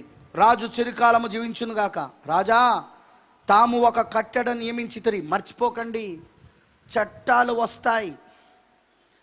ఇలాంటి ప్రపంచమంతా ఒకే ప్రభుత్వం ఏర్పడుతున్న సమయంలో, ఒకే ప్రభుత్వం యొక్క క్రమంలోనికి వస్తున్న సమయంలో చట్టాలు తయారవుతాయి. కొత్త కొత్త చట్టాలు. ఆర్థిక సంక్షోభ సమయంలో చట్టాలు తయారవుతాయి. వింటున్నారా నేను చెప్పింది? ఆర్థిక సంక్షోభ సమయంలో చట్టాలు తయారవుతాయి. ఆమెనంటారా? అది అది ఉట్టి మాటగా కాదు, అదేదో ఒక ఊహగా కాదు, చట్టము.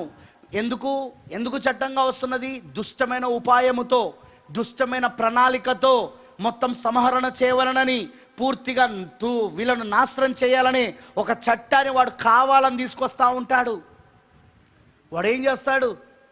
మీకు విషయం తెలుసా? మీరు పూర్తిగా ఇప్పటికే అమెరికా యొక్క నిఘాలో ఉన్నారు. ప్రపంచమంతా అమెరికా దేశం ఒక నిఘాలో ఉన్నది.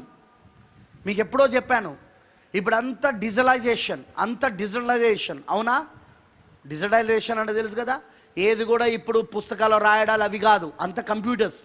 మరి ఈ సర్వర్లన్నీ, ఇండియన్ సర్వర్లన్నీ ఎక్కడి నుండి పనిచేస్తూ ఉన్నాయి? అవి అమెరికా.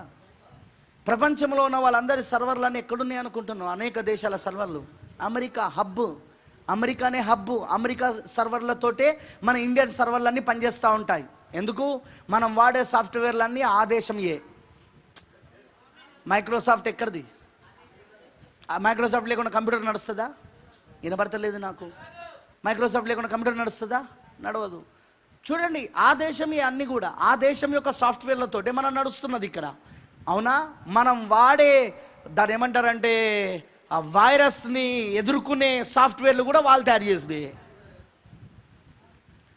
సో మన యొక్క చిట్టా మొత్తం ఇప్పుడు మన సర్వర్లో భద్రమై ఉన్నది. ఇప్పుడు నీకు పర్సనల్ ఐడెంటిఫికేషన్ నెంబర్ ఇచ్చింది ప్రభుత్వం ప్రతి ఒక్కరికి, అదే ఆధార్ కార్డు. ఇప్పుడు పుట్టిన దగ్గర నుండి మొదలు పెడితే పన్ను ముసలోని వరకు అందరికీ ఒక పర్సనల్ ఐడెంటిఫికేషన్ నెంబర్ ఇచ్చేసింది, అదే ఆధార్ కార్డు. ఆ ఆధార్ కార్డుతో ప్రతిదీ లింక్ అయి ఉన్నది. కాలేదా? నీ ఫోన్ నెంబర్ ఆధార్ కార్డుతో లింక్ అయి ఉన్నది. నీ బ్యాంక్ అకౌంట్ ఆధార్ కార్డుతో లింక్ అయి ఉన్నది. నీ ఇంటి ఆస్తులు ఆధార్ కార్డుతో లింక్ అయి ఉన్నది. నువ్వు బ్యాంకులో ఎంత డబ్బు తీస్తున్నావు, ఎంత పెడుతున్నావు, ఆధార్ కార్డుతో లింక్ అయి ఉన్నది.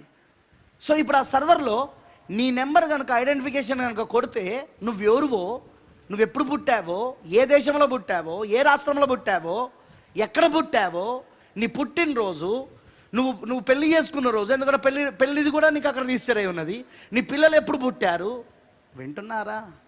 నీ కొడుకు ఎప్పుడు పుట్టాడు, నీ కూతురు ఎప్పుడు పుట్టాడు, నీ ఆస్తి ఎంత ఉన్నది, నీవు లావాదేవీలు ఈ నెలలో ఎన్ని లావాదేవీలు చేస్తావు, ఎన్ని డబ్బులు పంపావు, ఎన్ని డబ్బులు తీసుకున్నావు, ఏ ఆస్తి కొన్నావు, ఏం కొన్నావు, నీ ఇల్లు ఎక్కడా, నీ అడ్రస్ ఎక్కడా, నీ ఫోన్ నెంబర్ ఏంటిది, నీ వాట్సాప్ మెసేజ్లు ఏంటిది, నీ ఫేస్బుక్లో ఉన్న మెసేజ్లు ఏంటిది, నువ్వు ఎవరితో చాటింగ్ చేస్తావు, అసలు నీకేమైనా వ్యక్తిగత భద్రత ఉన్నదని అనుకుంటానా మీరు? ప్రతిదీ ఆ నిఘా కింద ఉన్నది. మీరు అనొచ్చు, మనం ఎవరమో ఆ అమెరికాడికి ఏం తెలుస్తుంది పాస్టర్ గారు, ప్రభుత్వాలకు మనం ఎవరమో ఏం తెలుస్తుంది పాస్టర్ గారు, మన గురించి వాడికి ఏం తెలుస్తుంది? ఏం తెలుస్తుందా? ప్రపంచములో ప్రతి ఒక్కరి డాటా ఈ రోజున అమెరికా చేతిలో ఉంది. వాళ్ళ సెటిలైట్లు ఎంత పవర్ఫుల్ అంటే, నువ్వు ఇంట్లో కూర్చొని నన్ను ఎవ్వరు చూస్తలేరా అనుకుంటాను బెడ్రూమ్లో, కానీ వాళ్ళ సెటిలైట్లు నీ బెడ్రూమ్ లోపట ఉన్న దృశ్యాలను కూడా స్పష్టంగా చూపించగలరు. మీరు అనొచ్చు, పైన 3 అంతస్తులు ఉన్నది మాది బిల్డింగ్, ఇగో పెద్ద ఏంటిది చుట్టూ గోడలు ఉన్నాయి, ఏం తెలుస్తుంది? నేను బాత్రూంలో ఉన్నది ఏం తెలుస్తుంది? నీ బాత్రూంలో ఉన్నది కూడా వాళ్ళు చూడగలుగుతారు. వాళ్ళు నిజమండి, నేను అబద్ధం చెప్తలేను. వాళ్ళ సెటిలైట్లకు ఉన్న పవర్ ఎంత అంటే, ఆ సెటిలైట్స్ ద్వారా వాళ్ళు ప్రతిదీ కూడా ఫొటోస్ తీయగలరు, వీడియోస్ తీయగలరు. నువ్వు బాత్రూంలో స్నానం చేస్తున్నా ఆ వీడియో అంతా వాళ్ళు రికార్డ్ చేయగలరు. ఎస్, ఎందుకంటే వాడు ఒకటే ఉద్దేశం అన్నంతా, ఎలాగైనా సరే ఈ వధువుని వేటాడాల. వాడు మొదటి నుండి వేటాడేటోడే కదా. జలప్రలయం తర్వాత ఎవడొచ్చాడు? హాము సంతానంలో నుండి కూషు కుమారుడైన నిమ్రోద్ వచ్చాడు. ఈ నిమ్రోద్ ఎవడు? యెహోవా ఎదుట పరాక్రమశాలి అయిన వేటగాడు. ఏ వేటగాడు? అడవిలో వేటగాడు కాదు, దేశాలను వేటాడిన వేటగాడు. దేశాలను వేటాడు, ఒక్కని వదలలేడు. చివరికి షేము సంతానమును కూడా వాడు వేటాడాలని ప్రయత్నించిన సమయంలోనే దేవుడు ఏం చేశాడంటే వాళ్ళ భాషలు మార్చేశాడు. అక్కడ వాడు అప్పటి నుండే వేటాడడానికి ప్రయత్నించాడు. వాడు అప్పటి నుండే షేము సంతానాన్ని కూడా వాడు వేటాడాలని చూశాడు. వింటున్నారా నేను చెప్పింది?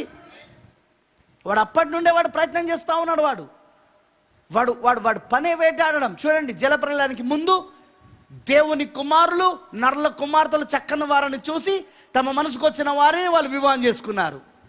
Is it right? వివాహ పరిత్యాగాలు అంటే నాకు ఈ అమ్మాయి నచ్చలే, సూపర్ ఉన్నది ఇది, దీన్ని చేసుకుంటా.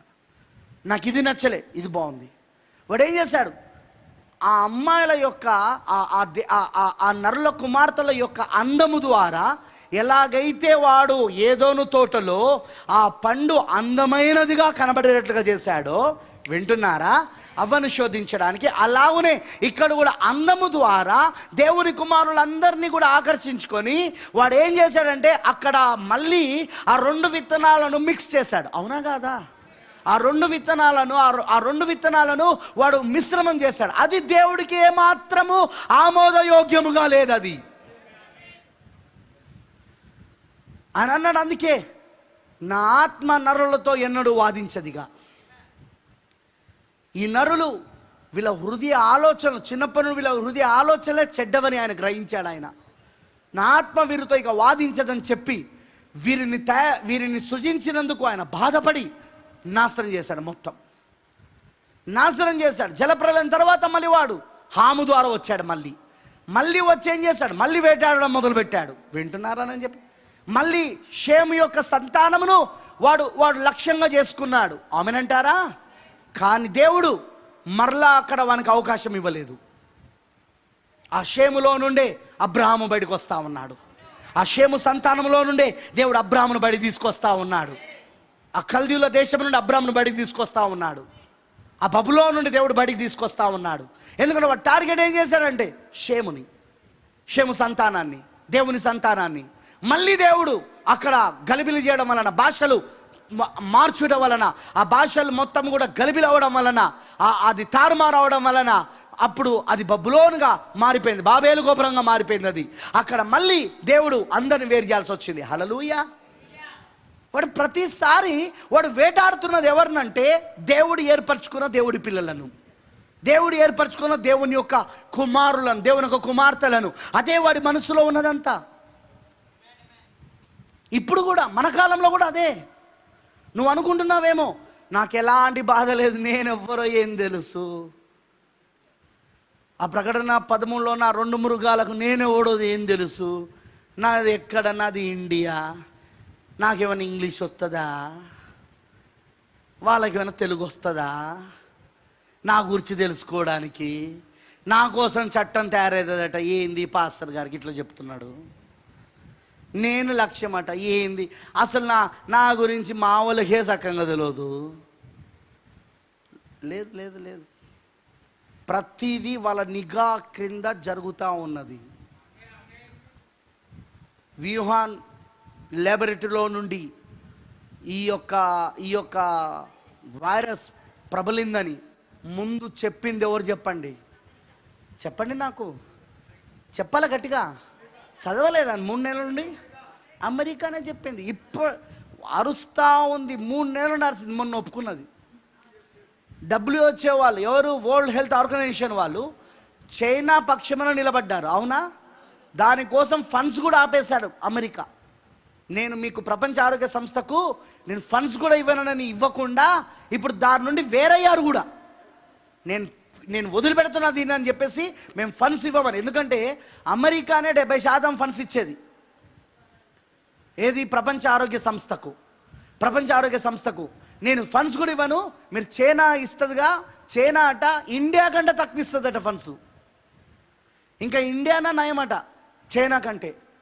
అంత తక్కువ ఇచ్చే దాంతో మీరు ఏకీభవిస్తున్నారు. మేము చెప్తా ఉన్నాం కదా, మా మాట నమ్మట్లే అంటే ఈ ప్రపంచ ఆరోగ్య సంస్థ వాళ్ళు లేదు లేదు లేదు, అది చైనా నుండి రాలేదు, అది వాళ్ళు ఏం చేశారు, అది అమెరికా నుండి వచ్చింది, ఇది ముందు అమెరికానే ప్రారంభమైందని తిరిగి వాళ్ళు దాడి చేయడం మొదలుపెట్టారు, ప్రతిదాడి చేయడం మొదలుపెట్టారు. కానీ మొన్న ఏం తెలిసింది? పోయిన వారం చైనా అని WHO వాళ్ళు ఒప్పుకున్నారా లేదా? అవును, ఇది చైనా వాళ్ళలో నుండే వచ్చింది, ఇది పోయిన సంవత్సరం ఆగస్టులోనే మొదలైంది. అది శాటిలైట్ పిక్చర్లు బయట పెట్టారా లేదా?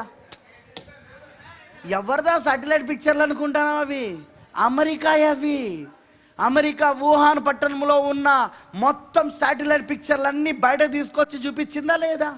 మా దగ్గర ప్రూఫ్స్ ఉన్నాయని చెప్పిందా లేదా? మరి అమెరికా ఎక్కడుంది, చైనా ఎక్కడుంది? మరి ఎలా తెలిసింది వీళ్ళకు? మీకు అర్థమవుతుందా? ఇది ఒక ఎగ్జాంపుల్, ఇది ఒక ఉదాహరణ. ఏంటిదా ఉదాహరణ అంటే, వాళ్ళు నిఘా కలుగున్నారు ప్రతి ఒక్కరిపైన. వాళ్ళ సెటిలైట్ నుండి ఎవరు తప్పించుకోలేరు. ప్రపంచంలో ఏ దేశము తప్పించుకోలేరు. ఈవెన్ రష్యా కూడా తప్పించుకోలేదు. అమెరికా సెటిలైట్ యొక్క దాన్ని ఎంత నేను చెప్పానుగా, 800 చోట్ల ప్రపంచంలో, వాళ్ళ దేశంలో కాదు, 800 చోట్ల వాళ్ళకు మిలిటరీ బేసులు ఉన్నాయి. 800 చోట్ల దేశాలలో మిలిటరీ బేస్ ఉన్నది వాళ్ళకు. మీరు అనొచ్చు, బ్రదర్ మన ఇండియాలో లేదుగా, పక్కనే పాకిస్తాన్లో ఉంది. ఇండియాలో ఉన్నట్టే ఇక. ఎందుకంటే ఇండియాలో జరిగే ప్రతిదీ కూడా వాళ్ళు పాకిస్తాన్లో నుండి చూస్తూ ఉన్నారు. వాళ్ళు పక్కనే వాళ్ళకు ఉన్నది. ప్రియమైన దేవుని పిల్లలారా, నేను ఇవన్నీ ఎందుకు చెప్తున్నానంటే, వాని టార్గెట్, వాని లక్ష్యం ఎవరంటే వధువు. ఈ కాలంలో వాని లక్ష్యం వధువు. దాని ఛాయనే ఇక్కడ మనం చూస్తూ ఉన్నాం. దాని సాదృశ్యమే ఇక్కడ మనం దానియేలు దినాలలో చూస్తూ ఉన్నాం. ఆమేన్. వాడు తీసుకొచ్చే చట్టాలు మనం అనుకుంటాం ప్రపంచంలో ఉన్న వాళ్ళందరి కోసం తీసుకొస్తున్నాడు. కాదు. ప్రపంచంలో ఉన్న వాళ్ళందరి కోసం కాదు. వాని మనసులో ఒకరున్నారు. వాడు మొదటి నుండి, మీకు గుర్తుందా, దేవునికి సాతానునికి మధ్యలో ఉన్న పోరాటం అనే వర్తమానంలో నేను చెప్పాను. దేవునికి ఎక్కడ కోపం వచ్చిందంటే, వాడు యెషయా గ్రంథంలో చెప్పినట్టుగా, వాడు తన సింహాసనాన్ని ఆ దేవుని నక్షత్రాలకు పైగా తన సింహాసనాన్ని హెచ్చించుకుంటానన్న దగ్గర దేవుడికి కోపం వచ్చింది. మరి దేవుని నక్షత్రాలు ఎవరు బైబిల్లో? దేవుని కుమారులు, దేవుని కుమార్తెలు. ఇప్పుడు దేవుని కుమారులు, దేవుని కుమార్తెలు వధువు పైన వాడు తన సింహాసనాన్ని వాడు వేసుకొని వధువు చేత ఆరాధించబడాలని వాడు అనుకుంటున్నాడు అంటే, మీకు అర్థమైందని చెప్పింది. వధువు చేత వాడు ఆరాధించబడాలంటే దేవుడు ఊరుకుంటాడా? ఇప్పుడు కూడా వాడు చేసే లక్ష్యం ఏంటిది? అదే.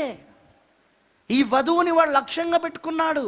ఇప్పుడు వచ్చే కొత్త ప్రపంచ క్రమం యొక్క చట్టాలు, ఇప్పుడు వచ్చే ఆ మొత్తం ప్రపంచ దేశాలన్నీ ఒకటై వస్తున్న యొక్క చట్టాలు ఏవైతే ఉంటాయో, ఒకే ప్రభుత్వ చట్టాలు, ప్రపంచంలో ఒకే ప్రభుత్వ క్రమములు, ఆ చట్టాలు, దాని వెనకాల లక్ష్యం ఎవరుంటారు అనుకుంటున్నావు? దాని వెనకాల లక్ష్యం ఖచ్చితంగా వధువు ఉంటుంది.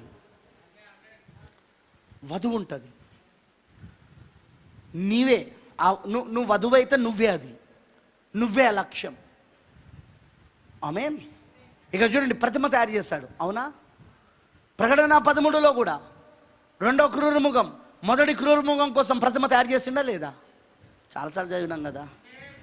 రెండవ క్రూరముఖము మొదటి క్రూరముఖం కోసము ప్రతిమ తయారు చేసిండా లేదా? చూడండి, ఇక్కడ ఒక పరిశుద్ధ వ్యక్తి యొక్క ప్రతిమ ఇది, రైట్? నెబుకద్నెజర్ రాజు తయారు చేసిన ఈ ప్రతిమ ఏంటిది? ఒక పరిశుద్ధ వ్యక్తి యొక్క ప్రతిమ. అక్కడ కూడా ప్రకటన 13లో కూడా పోపే వాళ్ళకి పరిశుద్ధుడు. ప్రపంచంలో అందరికంటే పరిశుద్ధుడు ఎవరంటారు? వాళ్ళు పోప్ అంటారు. సో పోపే పరిశుద్ధుడు. సో ఇప్పుడు ఆ ప్రతిమ దేనికి సాదృశ్యం? పోపుకు సాదృశ్యం. అందుకే ఆ ప్రతిమ ఏంటిది? ప్రపంచ సంఘముల సమాఖ్య. ప్రొటెస్టెంట్ సంఘాలన్నీ ఒకటయ్యే సమాఖ్య. అది ప్రొటెస్టెంట్ సంఘాలను ఒకటయ్యే ఆ సమాఖ్యని ఆ పోపు యొక్క ప్రతిమ ఉన్నది. అదే ఆ రోమన్ క్యాథలిక్తో కలవబోతున్నది. ఇప్పుడు అది రోమన్ క్యాథలిక్ అలా ఉన్న ప్రొటెస్టెంట్లు రెండు కలుసుకొని ఈ ప్రపంచాన్ని పరిపాలించడానికి అమెరికా సహాయం చేస్తా ఉన్నది. ఇప్పుడు అది మీకు అర్థమైందని చెప్పింది. వాళ్ళు ఏం చేస్తారు? వాళ్ళు ఆ ప్రతిమ గనుక నువ్వు మొక్కకపోతే, మొక్కడం అంటే అర్థం ఏంటిదంటే దానిలో చేరడం. దానికి నువ్వు వంగి నమస్కరించడం అంటే అర్థం ఏంటంటే నువ్వు దానిలో చేరడం. ఆ వ్యవస్థను అంగీకరించాలి. వాళ్ళు ఇచ్చే ఆ ఫెలోషిప్ కార్డు నువ్వు తీసుకోవాలి. లేకపోతే నువ్వు అమ్మడానికి మరి కొనడానికి వీల్లేదు. నీకు ఆ మృగం యొక్క ప్రతిమ గుర్తున్నవాడు మాత్రమే అమ్మడానికి కొనడానికి వీలుంటుంది. ఆ మృగం యొక్క ప్రతిమ యొక్క గుర్తు లేనివారు అమ్మడానికి కొనడానికి వీల్లేదు. మరి నేను మొన్న కూడా చెప్పాను, వాడు ఏం చేస్తాడు, ప్రపంచంలో ఉన్న యూరోలు, దినార్లు, తర్వాత రూపీసు, ఇట్లా ఆయా దేశాల కంట్రీస్, ఆయా దేశాల యొక్క ఆ యొక్క కరెన్సీ ఉంది కదా, ఒక్కొక్క దేశంలో ఒక్కొక్క పేరుతో పిలువబడుతుంది, అవునా? అవన్నీ ఒక్కసారే వాడు చిత్తు కాగితాలను అనౌన్స్మెంట్ చేస్తాడు. అందుకే ఇప్పుడు ఏం చేస్తున్నాడు వాడు, డబ్బు మాదిక ఇట్లా చేతికి ఇచ్చేదానికంటే ఎక్కువగా డిజిటల్ పేమెంట్ చేయమని చెప్తున్నాడు. ఈ ఆర్థిక సంక్షోభంలో కూడా వాడు ఏం చెప్తున్నాడు, ఇప్పుడు ముఖ్యంగా డిజిటల్ పేమెంట్. అలానే ఇప్పుడున్న ఈ మహమ్మారి, ఈ భౌగోళికమైన మహమ్మారి కూడా ఏం చెప్తున్నాడు, ఏమని బెదిరిస్తున్నాడు, నువ్వు చేతికి డబ్బు ఇస్తే ఆ డబ్బుకు కూడా కరోనా ఉండవచ్చు, నువ్వు దాన్ని తీసుకొని నువ్వు పెట్టుకున్నప్పుడు అది నీకు అంటుకుంటుంది, అది నీకు రోగాన్ని తీసుకొస్తుంది. కాబట్టి బెటర్, చాలా మంచి విషయం ఏంటంటే డిజిటలైజేషన్ మంచిది. అంటే నువ్వు ఇప్పుడు కార్డ్ టు కార్డ్ పే చేయి అంతే.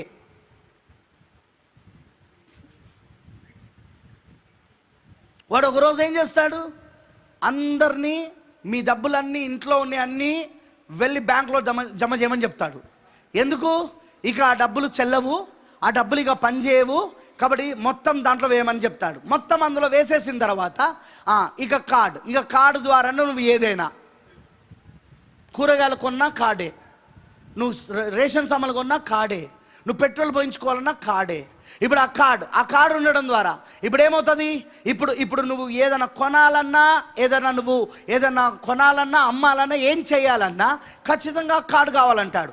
ఇప్పుడు వాడు ఆ వ్యవస్థతో నువ్వు ఏకమైతేనే అందులో నువ్వు అందరూ అందులో జాయిన్ కావాలి, అందరూ ఆ నెంబర్ తీసుకోవాలి. ఎలాగైతే ఇప్పుడు ఆధార్ కార్డు తీసుకుంటున్నారో, పాన్ కార్డు తీసుకుంటున్నారో, అది కూడా అలాగనే తీసుకోవాలని చెప్పినప్పుడు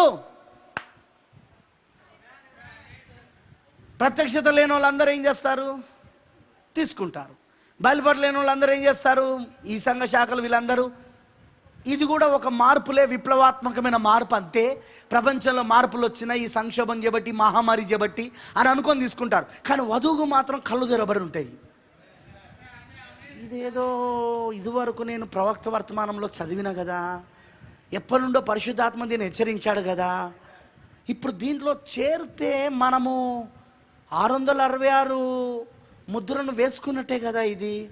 ఈ వ్యవస్థలో మనం చేరడానికి వీల్లేదు కదా, ఈ చట్టాలను మనం పాటించడానికి వీల్లేదు కదా. ఓయ్ వింటున్నారా, ఈ చట్టాలను మనం పాటించకూడదు కదా. ప్రపంచమంతా పాటిస్తా అంటే నీకేంద్రా, నీకు అర్థం కావట్లేదు అన్నయ్య, నీకు అర్థం కావట్లేదు తమ్ముడు, నీకు అర్థం కావట్లేదండి, ఎందుకంటే వాళ్ళ ఆయన మారలే, ఇంకా నీకు అర్థం కావట్లేదే. ఊరుకో, పిల్లలు ఒక ఆకలిని ఏడుస్తూ ఉంటే నువ్వేదో చట్టం అంటానో, ఏదో 666 అంటానో, పోయి తీసుకురాపో, బియ్యం తీసుకురాపో, అందులో చేరి ఆ ఫామ్ నింపుకురాపో, ఆ ఫామ్ తొందరగా నింపు, నువ్వు దాన్ని అగ్రిమెంట్ అవుతున్నట్టు సంతకం పెట్టేసే పో. మన దగ్గర 100 రూపాయలు ఉన్నది, కానీ 100 రూపాయలు కొట్టుకుని దగ్గరికి వెళ్తే అది చెల్లదంటున్నాడు. ఇప్పుడు పాత 500 తీసుకుపోయి కొట్టుకిస్తావాడేవాడు, ఇస్తాడా? చాక్లెట్ గుడియాడు, చిన్న పిప్పర్మెంట్ గుడియాడు, వాడు అంటాడు చింపి నీ ముందట కాలువలో పడేస్తాడు వాడు. ఎందుకంటే అది చెత్తకాయదాం. ఇప్పుడు అది ప్రపంచంలో ఉన్న డబ్బంతా అలానే కాబోతున్నది. నువ్వు డిజిటలైజేషన్, ఇప్పుడు ఈ సంక్షోభం ఏం చేస్తాను, నేను డిజిటలైజేషన్కి తీసుకెళ్తాను. వాళ్ళు ఏమని బెదిరిస్తున్నారు, ఏమని భయపెడుతున్నారు వాళ్ళు, కరోనా వ్యాప్తి చెందుతుంది, నువ్వు డబ్బులు కాదు, చాలా డబ్బులు అవసరం లేదు అని ఇప్పటికే చాలా మందిని బ్యాంకుకు అలవాటు చేసేసారు. ఇప్పటికే అన్ని బ్యాంకు కిందకి తీసుకొచ్చారా లేదా? బ్యాంకు వ్యవస్థను కూడా ఎక్కడ తీసుకుపోతున్నారు, మొత్తం ప్రభుత్వం కిందకి వెళ్ళిపోయింది. చెప్పాను కదా, బీజేపీ గవర్నమెంట్ వచ్చిన తర్వాత ఇదివరకు RBI, reserve bank of India, అది స్వయం ప్రపత్తి కలిగిన సంస్థ అది. కానీ దాన్ని కూడా దేని కిందకి తీసుకొచ్చారు, కేంద్ర ప్రభుత్వం కిందకి, రాజకీయం కిందకి తీసుకొచ్చారా లేదా? ఇప్పుడు ఏం చేసేది లేదు. ఇప్పుడు హల్లెలూయా. అదిగో మన నిర్మలా సీతారామన్ గారు, ఆమె ఏమని చెప్పింది, ఆమె మన యొక్క దేశ ఆర్థిక మంత్రి, ఆమె ఏమని చెప్పింది, అన్నిట్లలో నిర్మామటం లేకుండా ప్రైవేటైజేషన్ చేసేస్తాం, అన్నిటిని అమ్మేస్తాం మేము. ప్రకటన 18లో ఆ వేషకు తీర్పు తీర్చబడినప్పుడు, ఆ మహాబబులోనికి తీర్పు తీర్చబడినప్పుడు, ఆ అణుబాంబు రష్యా దానిపైన వేసినప్పుడు, వింటున్నారా, రష్యా, ఇరాన్, ఇస్లామిక్ దేశాలు ఇవన్నీ కలిసి దానిపైన వేసినప్పుడు ఆ మహాబబులోను, ఆ పోప్ రోము, ఆ వాటికన్ నాశనమైనప్పుడు ఏడ్చింది సామాన్యులు, పేదవాళ్ళు కాదు. ఏడ్చింది ఎవరంటే రాజులు, భూరాజులు, పెట్టుబడిదారులు. వింటున్నారా? ఎందుకు? వాళ్ళందరూ దాని ద్వారా ధనవంతులయ్యారు. వాళ్ళందరూ దాని ద్వారా ధనవంతులయ్యారు. అయ్యో, ఇప్పుడు మాకు ఎట్లా ధనం? అంతగా గొప్పగా ఏలిన ఓ పట్టణమా, ఒక్క గడియలో కూలిపోయినవే, ఒక్క గంటలో కూలిపోయినవే. 1 అవర్లో మొత్తం నాశనం కాబోతున్నది ఆ అనుభవముల ద్వారా. అయ్యో ఎలా అని చెప్పేసి ఏడుస్తూ రొమ్ములు కొట్టుకున్నారు వాళ్ళు. ఎవరు? వాళ్ళు భూరాజులట. దానితో వ్యభిచరించిన వారు ఉన్నారు. వ్యభిచారం అంటే అక్రమ సంబంధం. దానితో వ్యాపారం చేసిన వాళ్ళు, ఆ ఓడలలో ఉన్నవారు ఉన్నా లేదా బైబిల్ అక్కడ? ఆ ఓడల పైన వ్యాపారం చేసిన వాళ్ళు, ఆ విమాన వ్యాపారం చేసిన వాళ్ళు అందరు ఎవరైతే ఉన్నారో ధనవంతులు దూరంగా ఉండి, ఎందుకంటే రేడియేషన్ కదా, ఆ అనుభవం రేడియేషన్ వలన దూరంగా ఉండి, దగ్గర పోలేరు ఎవరు కూడా, దూరంగా ఉండి రొమ్ములు కొట్టుకుంటూ ఏడుస్తూ ఉన్నారు అక్కడ. What's happening? ఏం జరుగుతూ ఉన్నది? ఒక సంహారణ తీసుకురావాలని, ఒక హతమును తీసుకురావాలని, ఒక హోలకాస్ట్ తీసుకురావాలని ప్రయత్నం జరుగుతూ ఉన్నది. ఆ రోజున షడ్రక్ మెషక్ అబేద్నెగో సమయంలో, ఆ రోజున అక్కడ ఎస్తేరు సమయంలో, రాజుల కాలంలో, ఇంకా అనేకమైన సందర్భాలు ఉన్నాయి. నేను బైబిల్లో చూపిస్తాను. ఆ సందర్భాల సమయాలలో ఇదే వాడు చేసిన ప్రయత్నం. ఇప్పుడు కూడా ఇదే వాడు చేస్తున్నాడు. దేవుడు మన కళ్ళు తెరుచును గాక. దేవుడు మన కళ్ళకు కాటుకని ఇచ్చును గాక. ఈ డిజిటలైజేషన్ అక్కడికే తీసుకెళ్తుంది. ఒక్కసారి వాడు ఏం చేస్తాడు? డబ్బంతా చల్లదని చెప్పేసి ప్రకటించేస్తాడు. ముందే అవకాశం ఇస్తాడు. పోయి మొత్తం మీరు ఆ బ్యాంకులో డిపాజిట్ చేసుకోండి, ఏది దాచిపెట్టుకోవడానికి వీలు లేదు అని. డిపాజిట్ చేసుకున్న తర్వాత ఓకే, ఇప్పుడు ఈ వ్యవస్థలో మీరు చేరుతున్నట్టు సంతకం పెట్టండి. ఇదిగో మీకు ఫెలోషిప్ కార్డు ఇస్తున్నాం. ఈ కార్డు ఉంటేనే మీరు అమ్మడానికి, కొనడానికి వీలుంటుంది. నువ్వు అన్నావు నాకు వద్దు, నాకు అవసరం లేదు. నువ్వు టెర్రరిస్ట్ అయి ఉండాలా? ప్రపంచమంతా చక్కగా సమాధానంతో వెళ్తుంటే నువ్వు సమాధానానికి వ్యతిరేకంగా వెళ్తా ఉన్నావు. నువ్వే ఆ టెర్రరిస్ట్వి. మేము అదేంటిది స్వలింగ సంపర్క యొక్క వివాహాలు మేము నమ్మం. మేము ఈ వివాహ పరత్యాగాలు నమ్మము. మేము ఈ యొక్క పెళ్లి కాకముందే కలిసి జీవించేది సహజీవనం మేము నమ్మము. వాటికన్నిటికీ మేము వ్యతిరేకిస్తాం. అదిగో వీడే టెర్రరిస్టు. అదిగో ప్రభుత్వమో అవన్నీ తప్పులేవని చెప్తున్నది, అవి చట్టం అని చెప్తున్నది ప్రభుత్వం. వీడు చట్టానికి వ్యతిరేకంగా బోధిస్తూ ఉన్నాడు. అరే వీని యూట్యూబ్లో ఉన్న మెసేజ్లను బయటికి తీయండిరా. ఎవరెవరు చూసారో వాళ్ళందరిది కూడా ఒక్కసారి వెతకండిరా. దీని వెనకాల ఉన్న నెట్వర్క్ మొత్తం తెలవాలి. ఇప్పుడు మనకు వాళ్ళ దగ్గరనే ఉందిగా, యూట్యూబ్ వాళ్ళ దగ్గరనే ఉందే, చూసేటోళ్ళు వాళ్ళ దగ్గరనే ఉన్నారే. అందరి ఎవరెవరు ఫోన్ల యొక్క ఐఏఎంఈ నెంబర్లు, ఫోన్ నెంబర్లు అన్నీ వాళ్ళ దగ్గరనే ఉండే. నువ్వు అనుకోవచ్చు, నా పేరైతే ఆ యొక్క మెసేజ్ చూసేటప్పుడు నేను ఆమెనని టైప్ చేయలేదు, నా పేరు లేదు. లేదా నువ్వు టైప్ చేయకపోయినా నువ్వు చూసిన సంగతి వాడు నీ ఐఎంఈ నెంబర్ కొట్టుడుతోటి చెప్పేస్తాడు అక్కడ. నీ యొక్క దాని ఏమంటారంటే నీ యొక్క ఫోన్ నెంబర్ కొట్టుడుతోటే నీ డాటా మొత్తం బయటకు వస్తుంది. నువ్వేమేమి చూసావు? పార్నోగ్రఫీ చూసావా? పార్నోగ్రఫీ అంటే తెలుసు కదా, అదే తెలుసుగా. బ్లూ ఫిలిమ్స్ చూసావా? లేకపోతే సినిమాలు చూసావా? లేకపోతే క్రికెట్ చూసావా? లేకపోతే WWF చూసావా? లేకపోతే మెసేజ్లు చూసావా? ఏం చూసావా? మొత్తం డాటా అంతా ఉంటుంది అక్కడ సర్వర్లా. ఈ ఫోన్ నెంబర్ ఎవరి పేరు పైన ఉన్నది? పలానా ఆమోస్ పేరు పైన ఉన్నది. చూశాడా? మెసేజ్ చూశాడు. ఎంతసేపు చూశాడు? మొత్తం మెసేజ్ చూశాడు. అయితే ఇతను కూడా దాన్ని నమ్మేటోడే. ఇతని గురించి మొత్తం డీటెయిల్స్ తీయండి. ఇతని ఇల్లు ఎక్కడంటే ఇండియాలో, తెలంగాణ రాష్ట్రంలో, వరంగల్ అర్బన్లో, గాంధీనగర్ అనే వీధిలో హౌస్ నెంబర్ ఇది. ఈయనది. ఎన్ని గదులు ఉన్నాయి? శాటిలైట్లో చూపించు. ఇతని ఫోటో ఉందిగా, ఆ ఫోటో వచ్చేసింది. ఎంతమంది ఉన్నారు ఇద్దరికి? ఓ భార్య, 2 పిల్లలు. వాళ్ళిద్దరు ఎవరు? వాళ్ళిద్దరు పేర్లు ఇది. వాళ్ళ వయసు ఎంత? వాళ్ళ వయసు ఇంత. వాళ్ళు ఎంత పెరిగారు? వాళ్ళు ఎప్పుడు పుట్టారు? వాళ్ళు ఇప్పుడు పుట్టారు. వాళ్ళ భార్య పేరు ఏం పేరు? ఓ నాయనో. ఎందుకంటే వీళ్ళందరూ చట్టానికి వ్యతిరేకంగా ఉన్న వాళ్ళు వీళ్ళు. ఇప్పుడు నువ్వు గే మ్యారేజ్ని, లెస్బియన్ మ్యారేజ్ని, అంటే స్వలింగ సంపర్కుల యొక్క వివాహాన్ని వ్యతిరేకమని బోధిస్తే చట్ట ప్రకారంగా నిన్ను లోపడి వేయొచ్చు. ఎందుకంటే నువ్వు ఒక విద్రోహ శక్తివి. నువ్వు తెలుసా మీకు, మన దేశ చట్ట ప్రకారంగా మనం ఒక విద్రోహ శక్తులం మనం అలా బోధిస్తే. ఇప్పుడు నువ్వు అదేంటిది ఇప్పుడే చెప్పాను కదా, వ్యభిచారం గురించి అని. ఎందుకంటే మొన్న సుప్రీంకోర్టు ఏమని చెప్పింది, ఏ స్త్రీ అయినా ఏ పురుషుడైనా ఎవరితోటైనా వారి శరీర కోరికలు తీర్చుకోవచ్చు, దానిపైన ఎలాంటి కేసు లేదన్న అన్నదా లేదా?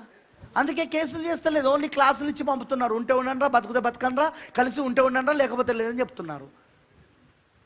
పోలీస్ స్టేషన్కి వెళ్ళినా పిలిచి క్లాస్ ఇస్తున్నారు అంతే. ఎందుకురా మంచి భార్య ఉన్నది, ఎందుకురా నువ్వు ఆ అమ్మాయితో తిరుగుతున్నావు, జీవితాన్ని నాశనం చేసుకుంటున్నావు. ఆ అమ్మాయిని కూడా పిలిచి ఏందే నువ్వు ఎందుకలా తయారవుతున్నావు, మంచి పద్ధత, ఒక స్త్రీవి నువ్వు అలా చేయొచ్చా, నీ భర్తతో ఉండు, ఇలాంటివి చెప్పి కౌన్సిలింగ్ ఇచ్చి పంపుతున్నారు తప్ప no case, no court, no jail. ఒకవేళ దానికి వ్యతిరేకంగా మనం బోధిస్తే వీడు సంఘ విద్రోహ శక్తి, వీడే టెర్రరిస్ట్, వీడే నక్సలైట్, పాస్టర్ డ్రెస్ వేసుకొని ఇక్కడ నిలబడ్డాడు వీడు. ఒకవేళ ఆ సహజీవనం గురించి చెప్తే పెళ్లి కాకముందే అలా కలిసి జీవించడం తప్పని చెప్తే అదే విషయం. ఈ చట్టాలని వ్యతిరేకము, మనం అందులో చేరకూడదు, మనం ఆ వ్యవస్థలో చేరకూడదు, ఆ సిస్టంలో చేరకూడదు, అలా చేయకూడదు మనము అని చెప్తే అదిగో వీడే సంఘ విద్రోహ శక్తి. మీరు ఈ మధ్యలో గమనించారో లేదో, బీజేపీ ప్రభుత్వానికి ఎవరు వ్యతిరేకంగా మాట్లాడినా వాళ్ళని సంఘ విద్రోహ శక్తులు అని చెప్పేసి మొత్తం ప్రచారం చేస్తూ ఉన్నారు. ఎవ్వరు వాళ్ళకు వ్యతిరేకంగా మాట్లాడినా, మొన్నదాకా రాహుల్ ఏమన్నా అంటే నువ్వు ఒక ఇటలీ దానికి పుట్టినోడివి, నువ్వు అసలు మా దేశమే కాదు, నువ్వు సంఘ విద్రోహి కాబట్టి ఇట్లా మాట్లాడుతున్నావు అని రాహుల్ గాంధీని, సోనియా గాంధీని, అసలు నువ్వు ఇటలీ దానివి, నువ్వు అసలు మా దేశమే కాదు, నీకు ఎక్కడిది భక్తి, నువ్వు భారత మాతకు పుట్టినోది కాదు. చూసారా ఏం చేస్తున్నారు వాళ్ళు, గమనించారా మీరు? అంత పెద్ద రాజకీయ స్థాయిలో ఉన్న వారినే వాళ్ళు వదులుతలేరంటే నీలాంటోడు నాలాంటోడో లెక్కన వధువు ఇప్పుడు వాళ్ళకు. మనల్ని ఒక టెర్రరిస్టులుగా, మనల్ని ఒక సంఘ విద్రోహ శక్తులుగా, మనల్ని ఒక దాని ఏమంటారంటే మనల్ని ఒక ప్రభుత్వానికి వ్యతిరేకంగా పనిచేసి మొత్తం ప్రపంచంలో అశాంతిని కలిగించే వాళ్ళుగా మనల్ని చిత్రీకరిస్తారు. మనము దానికి వ్యతిరేకంగా వెళ్తున్నామని చెప్పేసి అందరికీ ప్రచారం చేస్తారు మీడియాలో, మొత్తం వాట్సాప్లో, మొత్తం ఫేస్బుక్లో, మొత్తం మన పైన తప్పుడు ప్రచారం చేస్తారు. వింటున్నారని చెప్పింది ఇప్పుడు చేయట్లేదా? మనం విలియం బ్రెన్హామ్ గారిని క్రీస్తు అంటున్నామని డినామినేషన్ వాడు. మనం చెప్పనివి కూడా చెప్పినట్టుగా మన మాటలను కట్ చేసి అర్థము మార్చేటట్లుగా చెప్తున్నాడా లేదా వాడు? ఇప్పుడు అవన్నీ మనకు కనబడుతున్నాయి. ప్రియులారా, క్రీస్తు అని మనం విలియం బ్రెన్హామ్ గారిని క్రీస్తు అని చెప్తున్నామని వాడు తీసాడా లేదా? మనం చెప్పకపోయినా అది చెప్తున్నామని, మనం చెప్పిన మాటలకు వాళ్ళు తప్పుడు అర్థాలు ఇస్తూ కావాలని దాన్ని వంకర చేస్తూ వాళ్ళు ఆ మాటలను కట్ చేసి పెడుతున్నారు. అవునా కాదా? అలాంటప్పుడు ఈ మాటలు ఎంతసేపు వాళ్ళకి? ఇక నువ్వు పలానా టెర్రరిస్ట్తో ఉన్నావు తెలుసా, టెర్రరిస్టా నేనా అని అన్నావు అనుకో, చూడు ఫోటో ప్రభుత్వం వాళ్ళదే, ఆ టెర్రరిస్ట్తో నువ్వు కలిసి సెకండ్ ఇస్తున్నట్టు తీసుకున్న ఫోటో కనబడుతుంది నీకు. ప్రభుత్వం వాళ్ళదే, చట్టం వాళ్ళదే, తర్వాత కోర్టు వాళ్ళదే, జడ్జి వాళ్ళదే. నీకు న్యాయం ఎక్కడిదిగా? నా జీవితంలో ఆ టెర్రరిస్ట్ నన్ను ఎప్పుడు చూడలేదు సార్, నన్ను నమ్మండి సార్, దయచేసి నన్ను నమ్మను సార్ అని ఏడ్చినా, అరే వీడియో చూస్తలేవానే నువ్వు, ఇక్కడ మార్ఫింగ్ చేసిన వీడియో అనమాట, నువ్వు కాదా ఇది చెప్పు, అది మార్ఫింగ్ చేసింది సార్, మార్ఫింగ్ చేసిందా, సరే నేను పంపుతా, ఇప్పుడు దాన్ని ల్యాబొరేటరీకి పంపిస్తాం, ల్యాబ్ రిపోర్ట్స్లో అది మార్ఫింగ్ కాదని వస్తుంది. ఎందుకు? వాని చట్టమే అది, వాడిదే, అంత వన్ కంట్రోల్లో ఉంటుంది, అంత వన్ కంట్రోల్లో నడుస్తూ ఉంటుంది. వింటున్నారా? You can't escape. న్యాయము, నీతి, ధర్మము ఈ మాటలకు అవకాశం ఉండదు అప్పుడు. అంతే, వధ చేయడమే, వధువుని వధ చేయాలంతే, సంహరించాల వీళ్ళను. మన మాట విని మన కాళ్ళ కిందికైనా రావాలి, లేదా వీళ్ళని చంపేయాలి. ఎస్తేరు సమయంలో అదే, షడ్రక్ మెషక్ అబేద్నెగో సమయంలో అదే, దానియేలు సమయంలో అదే. వింటున్నారని చెప్పింది. రాజుల గ్రంథంలో కూడా అదే. మన మాట వినకపోతే చట్టం తీసుకురావడమే, వాళ్ళకి ఇష్టమైన చట్టం తీసుకురావడమే, వాళ్ళకి అనుకూలమైన చట్టం తీసుకురావడమే. మళ్ళీ దాన్ని ఎట్లా చూపిస్తారో తెలుసా? అది వాళ్ళకు అనుకూలం కాదు, ప్రజాహితం కోసం చేస్తానం మేము ఇదంతా, ప్రజల యొక్క అభివృద్ధి కోసం చేస్తానం మేమంతా.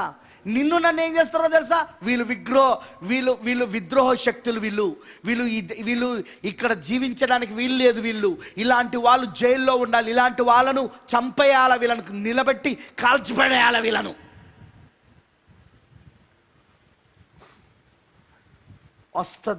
వస్తున్నాయి, ఆల్రెడీ అడుగులు పడ్డాయి ఇప్పటికే. వాటి కోసమే డిజిటలైజేషన్, ఈ గొప్ప భౌగోళిక మహమ్మారి సమయంలో, ఈ యొక్క ఆర్థిక సంక్షోభ సమయంలో ఖచ్చితంగా అది ఇప్పుడు వధువుని టార్గెట్ చేసుకున్నది. అదే తీసుకొస్తాడు. ఇక ప్రత్యక్షత లేని వాళ్ళందరూ సంతోషంగా దాంట్లో చేరి యేసయ్య వస్తాడు, ఇంకా సమయం ఉంది, మనకేం బాధ లేదు అని చెప్పుకుంటూ పోతూ ఉంటారు. సంఘ శాఖలన్నీ కూడా అది ఒక ఉజ్జీవం అనుకుంటారు. ఎందుకంటే ప్రపంచ సంఘములన్నీ ఒకటైపోయి పోపుతో కలిసి ప్రపంచాన్ని ఇవే పరిపాలిస్తాయి కాబట్టి, పోపే పరిపాలిస్తాడు కాబట్టి మన క్రైస్తవులే ప్రపంచాన్ని పరిపాలిస్తున్నారని గర్వంగా చెప్పుకుంటారు. ఇది ఏంది బ్రదర్, మనం క్రైస్తవులు పై చేయి ఉన్నది, మొన్నటిదాకా ముస్లిమ్స్ ఉండే, ఇప్పుడు మనది ఉన్నది, చూసినావా? అరే అది ప్రపంచ సంఘ సమాఖ్యరా, అది మృగం యొక్క ముద్రరా, అది తప్పురంట. వీళ్ళు పిచ్చి పట్టిన వాళ్ళు, వీళ్ళు ఈ పిచ్చోళ్ళతోటి ఏం పిచ్చిపోతారో వీళ్ళు. అసలు మీరు గ్రహాన్ని చెందిన వాళ్ళు కాదు, అది కూడా కరెక్టే. మనం అసలు ఈ గ్రహానికి చెందిన వాళ్ళమే కాదు, మనం ఈ డైమెన్షన్కి, ఈ పరిమాణానికి చెందిన వాళ్ళమే కాదు. మనం 7వ పరిమాణం నుండి వచ్చాము, తిరిగి 7వ పరిమాణానికి వెళ్ళిపోతున్నాం. మనము ఆ పరలోకపు గ్రహము నుండి వచ్చాము, గ్రహాంతర వాసులుగా మళ్ళీ తిరిగి మనం వెళ్ళిపోబోతున్నాం అక్కడికి. మరి పేతురు గారు చెప్పినట్టు మనం ఇక్కడ పరదేశులము, యాత్రికులము. అమనంటారా? ఇక్కడ మనం పరదేశులము, యాత్రికులము. మన పౌరస్థితి పరలోకమందు ఉన్నది, పౌలు గారు చెప్పినట్టు. మన ఐడెంటిటీ కార్డు అక్కడ ఉంది.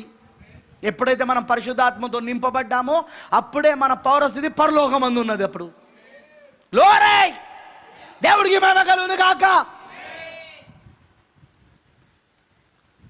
ప్రేమైన దేవుని పిల్లలారా, పాస్టర్ గారు మరి ఈ సమయంలో ఎట్లా? ప్రతిసారి దేవుడు తన పిల్లలను కాపాడిండా లేదా? చెప్పండి నాకు.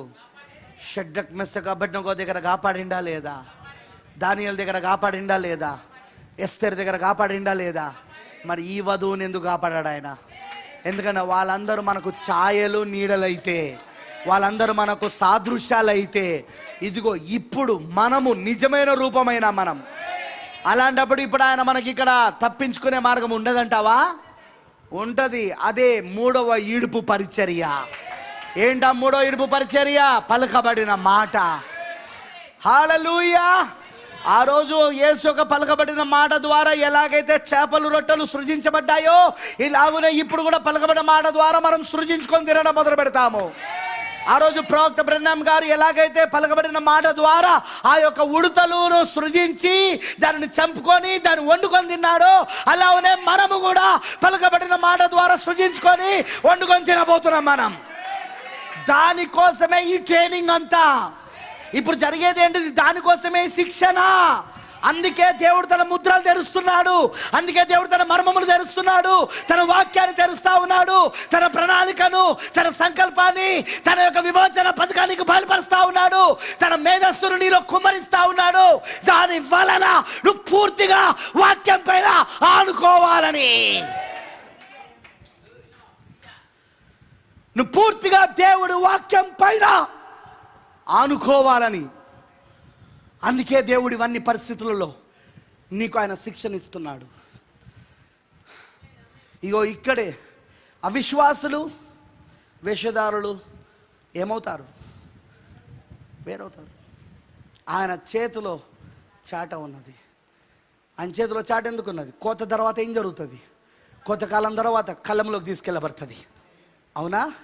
ఆ కళ్ళంలో ఏం జరుగుతుంది? పొట్టు, విత్తనము వేరవుతుంది. చాట ద్వారా తూర్పారబడతాడు కళ్ళంలో. అవునా? అప్పుడు పొట్టంతా అగ్ని చేత కాల్చివేయబడుతుంది, విత్తనమంతా కొట్లలో కూర్చోబడుతుంది. ఇప్పుడు కూడా జరగబోయేది అదే. పొట్టు విత్తనం వేరు కాబోతుంది. ఇక షీఈస్ గోయింగ్ టు బి. పొట్టు విత్తనముతో ఎన్నడూ వారసురాలు కాలేదు. వాళ్ళు అంటారు, మార్పాస్టర్ గారు ఆయనకి అన్ని తెలిసినట్టు బోధిస్తూ ఉంటాడండి. వాళ్ళు ఇవన్నీ ఒకటే మాటతో మొత్తానికే ఆ మనిషి చెప్పే వర్తమానాన్ని వినేయకుండా చేసేస్తారు. మనకు మర్మములు అక్కర్లేదు బ్రదర్, మనం అతిగా తెలుసుకోవాల్సిన అవసరం లేదు. మనం సౌమ్యంగా ఉంటే చాలు, మనం తగ్గించుకొని ఉంటే చాలు. తగ్గింపులోనే దేవుడు ఉన్నాడని ప్రవక్త చెప్పలేదా? మరి ప్రవక్త చెప్పిన మొదటి మెసేజ్ తర్వాత ముద్రలు ఎందుకు చెప్పిండో? ముద్రలు లోతైన విషయాలు కావా?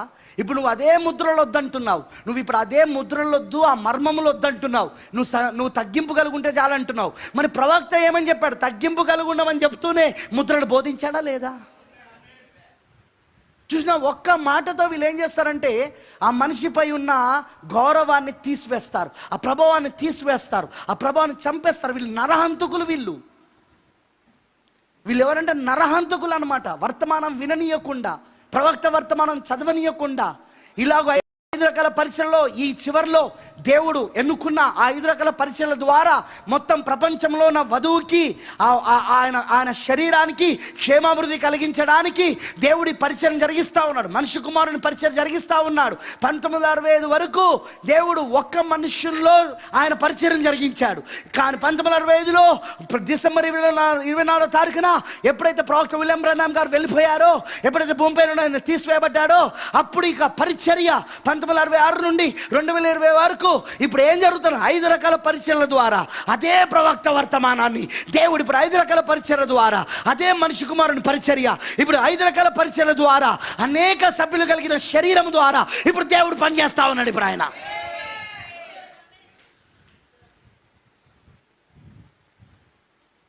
They don't do it. వాళ్ళు చేయనియరు, వాళ్ళు మోసపరుస్తూ ఉంటారు. వాళ్ళు మనకు ముద్రలు అక్కర్లేదు. వాళ్ళు మళ్ళీ అంటారు, మార్క్ పాస్టర్ నన్ను ఇట్లన్నాడు తెలుసా అని ఏడుస్తారు స్టేజ్ దగ్గర నిలబడి. ఓ పాస్టర్ అయితే పుల్పిడి దగ్గర నిలబడి ఏడుస్తూ ఉంటాడు. ఎప్పుడు చూసినా ఆడపిల్ల ఏడిచినట్టు, నన్ను ఇట్లన్నాడు వర్తమానంలో. పాపం సంఘం అంతా మా పాస్టర్ అన్నాడంటే ఆ వరంగల్ మార్క్ పాస్టర్ కనుక నాకు దొరికితే వాడిని ఏం కొట్టుడు కొడతా చూడు. నేను అంత ద్వేషాన్ని నింపుతున్నారు, అంత ద్వేషాన్ని. కొడతాను, చంపుతాను. మనకెవ్వరో కాదు మనల్ని పట్టించేది, వీళ్ళే. మనల్ని మోసపరిచేది ఎవరో కాదు, మన సహోదరులే. బైబిల్లో ఉందా లేదా? పౌలు గారిని మోసపరిచింది ఎవరట? సహోదరులే. సహోదరుల వల్ల కలిగిన మోసపరచు సహోదరుల ద్వారా కలిగిన గాయాలు నాకు ఉన్నాయని అన్నాడా లేదా ఆయన?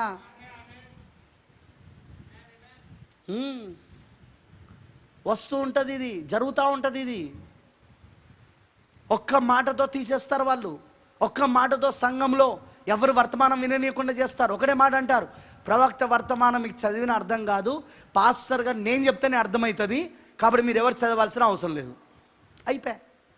వాళ్ళకి చదివే బాధ్యత పోయింది, భారం పోయింది, హాయిగా ఉంది. పాస్టర్ చెప్తాడు, నేను వింటా, అయిపోయా.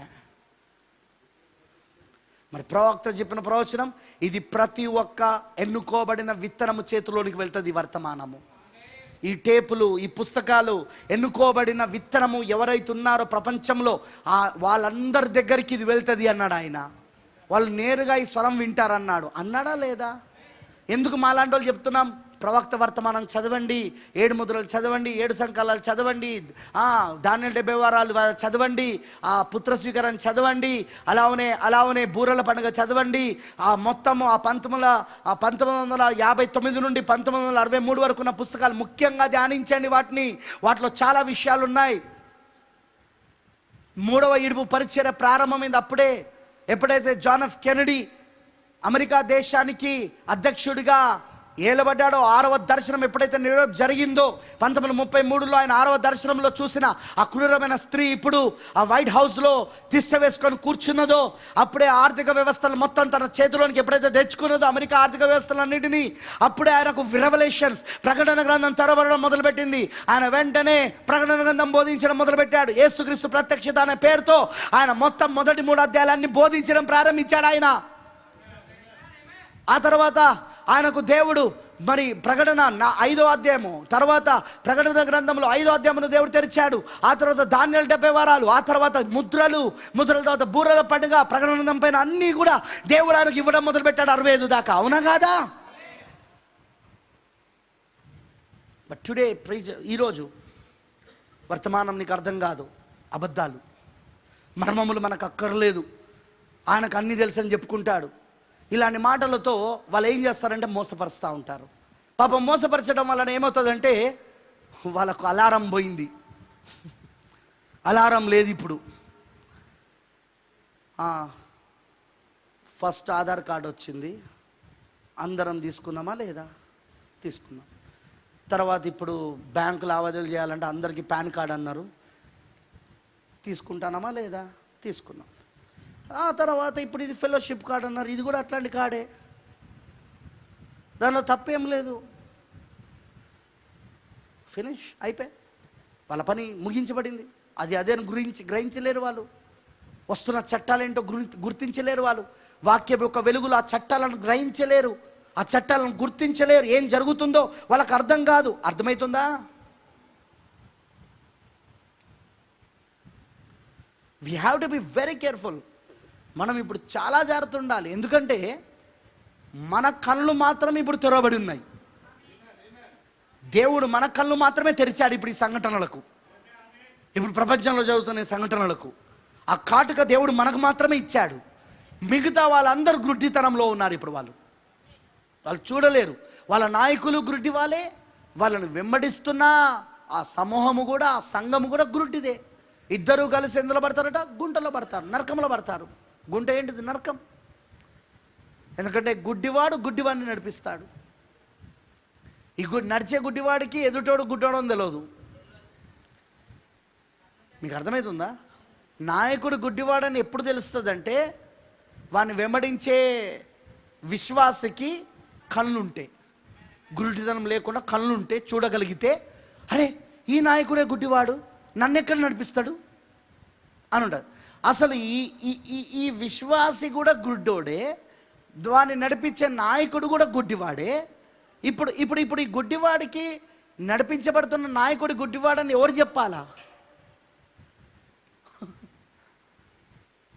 వాడు చెప్పిన ఎవరికో, మా పాస్టర్ని అంటానో నువ్వు, మా సంఘాన్ని అంటానో నువ్వు మాత్రమే నీతిమంతుడు అని చెప్పుకుంటావు, నువ్వు ఒక్కడివే మిఖాయ్ అని చెప్పుకుంటున్నావు, మేమంతా సిద్ధికి అతను గుంపని చెప్పుకుంటున్నావు. నీకు అర్థమైందని చెప్పింది. వాళ్ళు అలా మాట్లాడుతూ ఉంటారు వాళ్ళు, కానీ వాళ్ళు నమ్మరు వాళ్ళు. ఎందుకంటే వీళ్ళ నాయకులు గుడ్డి వాళ్ళే, వీళ్ళు గుడ్డి వాళ్ళే. అందుకే ఏసన్నాడు వదిలిపెట్టమన్నాడు. గుడ్డి నాయకుడు చేత గుడ్డివాడు నడిపించబడితే ఇద్దరు వెళ్ళి గుంటలో పడతారు, ఇద్దరు వెళ్ళి నరకంలో పడతారు. మనం ఏం చేస్తాం దానికి? ప్రియమైన దేవుని పిల్లలారా, ఇప్పుడు దానియేలు కాలంలో వాడి మనస్సులో ఎవరున్నారో ఇక్కడ ఈ వచనాలు చెప్తున్నాయి. వాడు ఆ ప్రతిమ తయారు చేయడానికి కారణం ప్రపంచం కోసం కాదు, వాడు తీసుకొచ్చిన చట్టం ప్రపంచం కోసం కాదు. అక్కడ అదిగో ఇక్కడ యూదులు కొందరు ఉన్నారు. మీరు పట్టుకున్నారా? మీరు కొంతమంది యూదులు ఉన్నారు.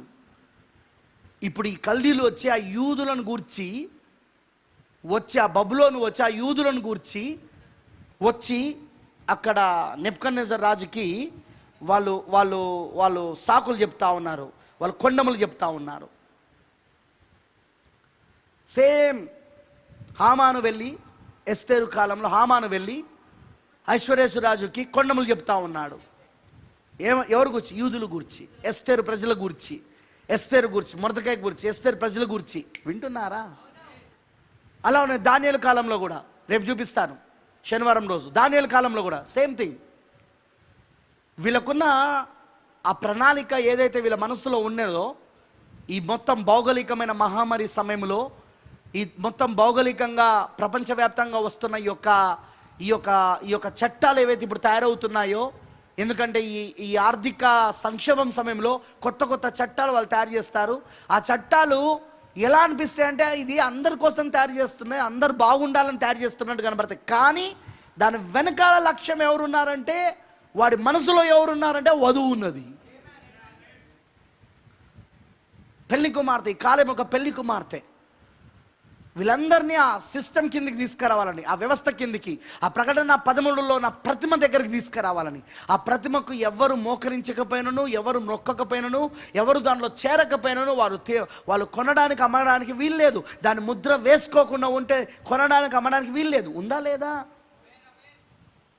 సో ఆ వ్యవస్థలో ఎవరు చేరకపోయినా, ఆ సంస్థలో ఎవరు చేరకపోయినా, ఎవరు దాంతో ఏకీభవించకపోయినా వాళ్ళు ఏం ముద్రేస్తారంటే వీరు సంఘ విద్రోహులు, వీళ్ళు దేశ చట్టాలను పాటించరు, వీళ్ళు వీళ్ళు వీళ్ళు భారతీయులు కాదు, వీళ్ళు అసలు ఈ ప్రపంచంలోనే ఉండడానికి వీళ్ళు లేదు. ఇలాంటి వాళ్ళను మొత్తం వీళ్ళను నాశనం చేయాలి. ప్రజలే ఆ మాట చెప్తా ఉంటారు. అలా చేస్తారనమాట చట్టాలు వీళ్ళు. ఆ మతము, రాజకీయము, దయ్యపాత్మలు కలిసి ఆ విధంగా చేసినప్పుడు ప్రజలు కూడా దాన్ని గ్రహించారు. వాళ్ళు అవును కరెక్టే కదా, ఇంత మంచి చట్టాలు ఇప్పుడు ఎప్పుడైనా వచ్చినాయా ప్రపంచంలో? ఇంత మంచి చట్టాలు, దేశాలన్నీ యుద్ధాలు లేకుండా ఎంత సమాధానం అనుకుంటున్నదో చూసావా? పీస్ ఎవరినాడు ప్రవక్త మొదటిలో వాడు ఎలా వస్తాడట? ఆర్థిక సంక్షోభ సమయంలో అంత ప్రపంచానికి ఇదిగో శాంతి అనుకుంటూ వస్తాడు. చూసినావా? శాంతి అనుకుంటూ ఒక మత గురువు వచ్చాడు, అతనితో పాటు అన్ని మతాలను కూడా కలుపుకున్నాడు. అర్థమవుతుందా నీకు? మొత్తం అన్ని ఐక్యత చెందినాయి. ఇలాంటి సమయంలో వీళ్ళేంద్రా వ్యతిరేకిస్తున్నారు దీన్ని? ఇంత మంచి సమయంలో వీళ్ళు నిజంగానే దేశద్రోహులు రా. వీళ్ళు ఏ దేశంలో ఉండడానికి వీల్లేదు. ఇటు అమెరికా తప్పంటున్నారు, ఇటు పోపు తప్పంటున్నారు, ఇటు ఇండియా తప్పంటున్నారు, ఇటు ప్రపంచంలో ఉన్న అన్ని దేశాలు తప్పంటున్నారు. ఏంట్రా వీళ్ళు? ఒత్తిడి, ప్రెషర్, స్క్వీజ్, ఒత్తిడి. వీళ్ళ యొక్క అన్ని స్టేట్మెంట్స్ క్యాన్సల్. వీళ్ళు ఏది కూడా వీళ్ళకి అమ్మడానికి వీల్లేదు, కొనడానికి వీల్లేదు. వీళ్ళకి ఏది అమ్మొద్దు, ఏది కొనొద్దు, అంతే. ఇక మొత్తం క్యాన్సల్, ప్రతిదీ క్యాన్సల్ చేయండి. వీళ్ళపైన నిఘా పెట్టండి, వీళ్ళపైన సెటిలైట్లు తిప్పి పెట్టండి, ప్రపంచంలో ఉన్న సెటిలైట్లని వీళ్ళ వైపే పెట్టండి. వీళ్ళు ఏం చేస్తున్నారో గమనించండి. వీళ్ళు ఎలా రారో చూద్దాం మనం. బ్రదర్, భోజనం చేసావా? చేపల కూర తిన్నా ఇప్పుడే. మార్కెట్లో ఈరోజు చేపలు రాలేదుగా. పక్కోడు అడుగుతాడు అనమాట, ఇంటి ఎదురు కూడా అడుగుతాడు, మార్కెట్లో ఈరోజు చేపలు రాలేదు కదా. రాలేదు కానీ మాకు వచ్చినాయి. నెక్స్ట్ డే, బ్రదర్ భోజనం చేసావా? చేశాను. నువ్వు అసలు బయటికే వెళ్తున్నట్టు నాకు అనిపించలేదు. నేను ఇంటి ముందటనే చూస్తాను కూర్చొని నీ మీద, ఎప్పుడు బయటికి వెళ్తావా అని. కానీ అసలు బయటికే వెళ్తలేవు నువ్వు. ఈరోజు ఏం తిన్నావు? ఈరోజు నేను మటన్ తిన్నాను. మటనా? ఈరోజు మటన్ షాపులు బంద్ కదా, ఈరోజు శనివారం కదా, నీకు మటన్ ఎక్కడ దొరికింది?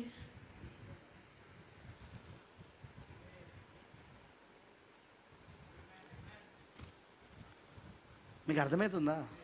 బై స్పోకెన్ వర్డ్, పలకబడిన మాట ద్వారా వాళ్ళు బ్రతకడం మొదలు పెడతారు. వాళ్ళు పలకబడిన మాట ద్వారా వాళ్ళు జీవించడం మొదలు పెడతారు. వాళ్ళు సింహపు పిల్లలు లేమి కలిగి ఉండవచ్చు, కానీ ఆయన పిల్లలు మాత్రము లేమి కలిగి ఉండరు. వాళ్ళు మోకరించి ప్రార్థన చేస్తారు. ప్రభువా, నువ్వు మాకిప్పుడు చేపల పులుసు ఇచ్చినందుకు వందనాలు, మరి మటన్ కర్రీ ఇచ్చినందుకు వందనాలు, కోడిగుడ్ల ఫ్రై ఇచ్చినందుకు స్తోత్రాలు.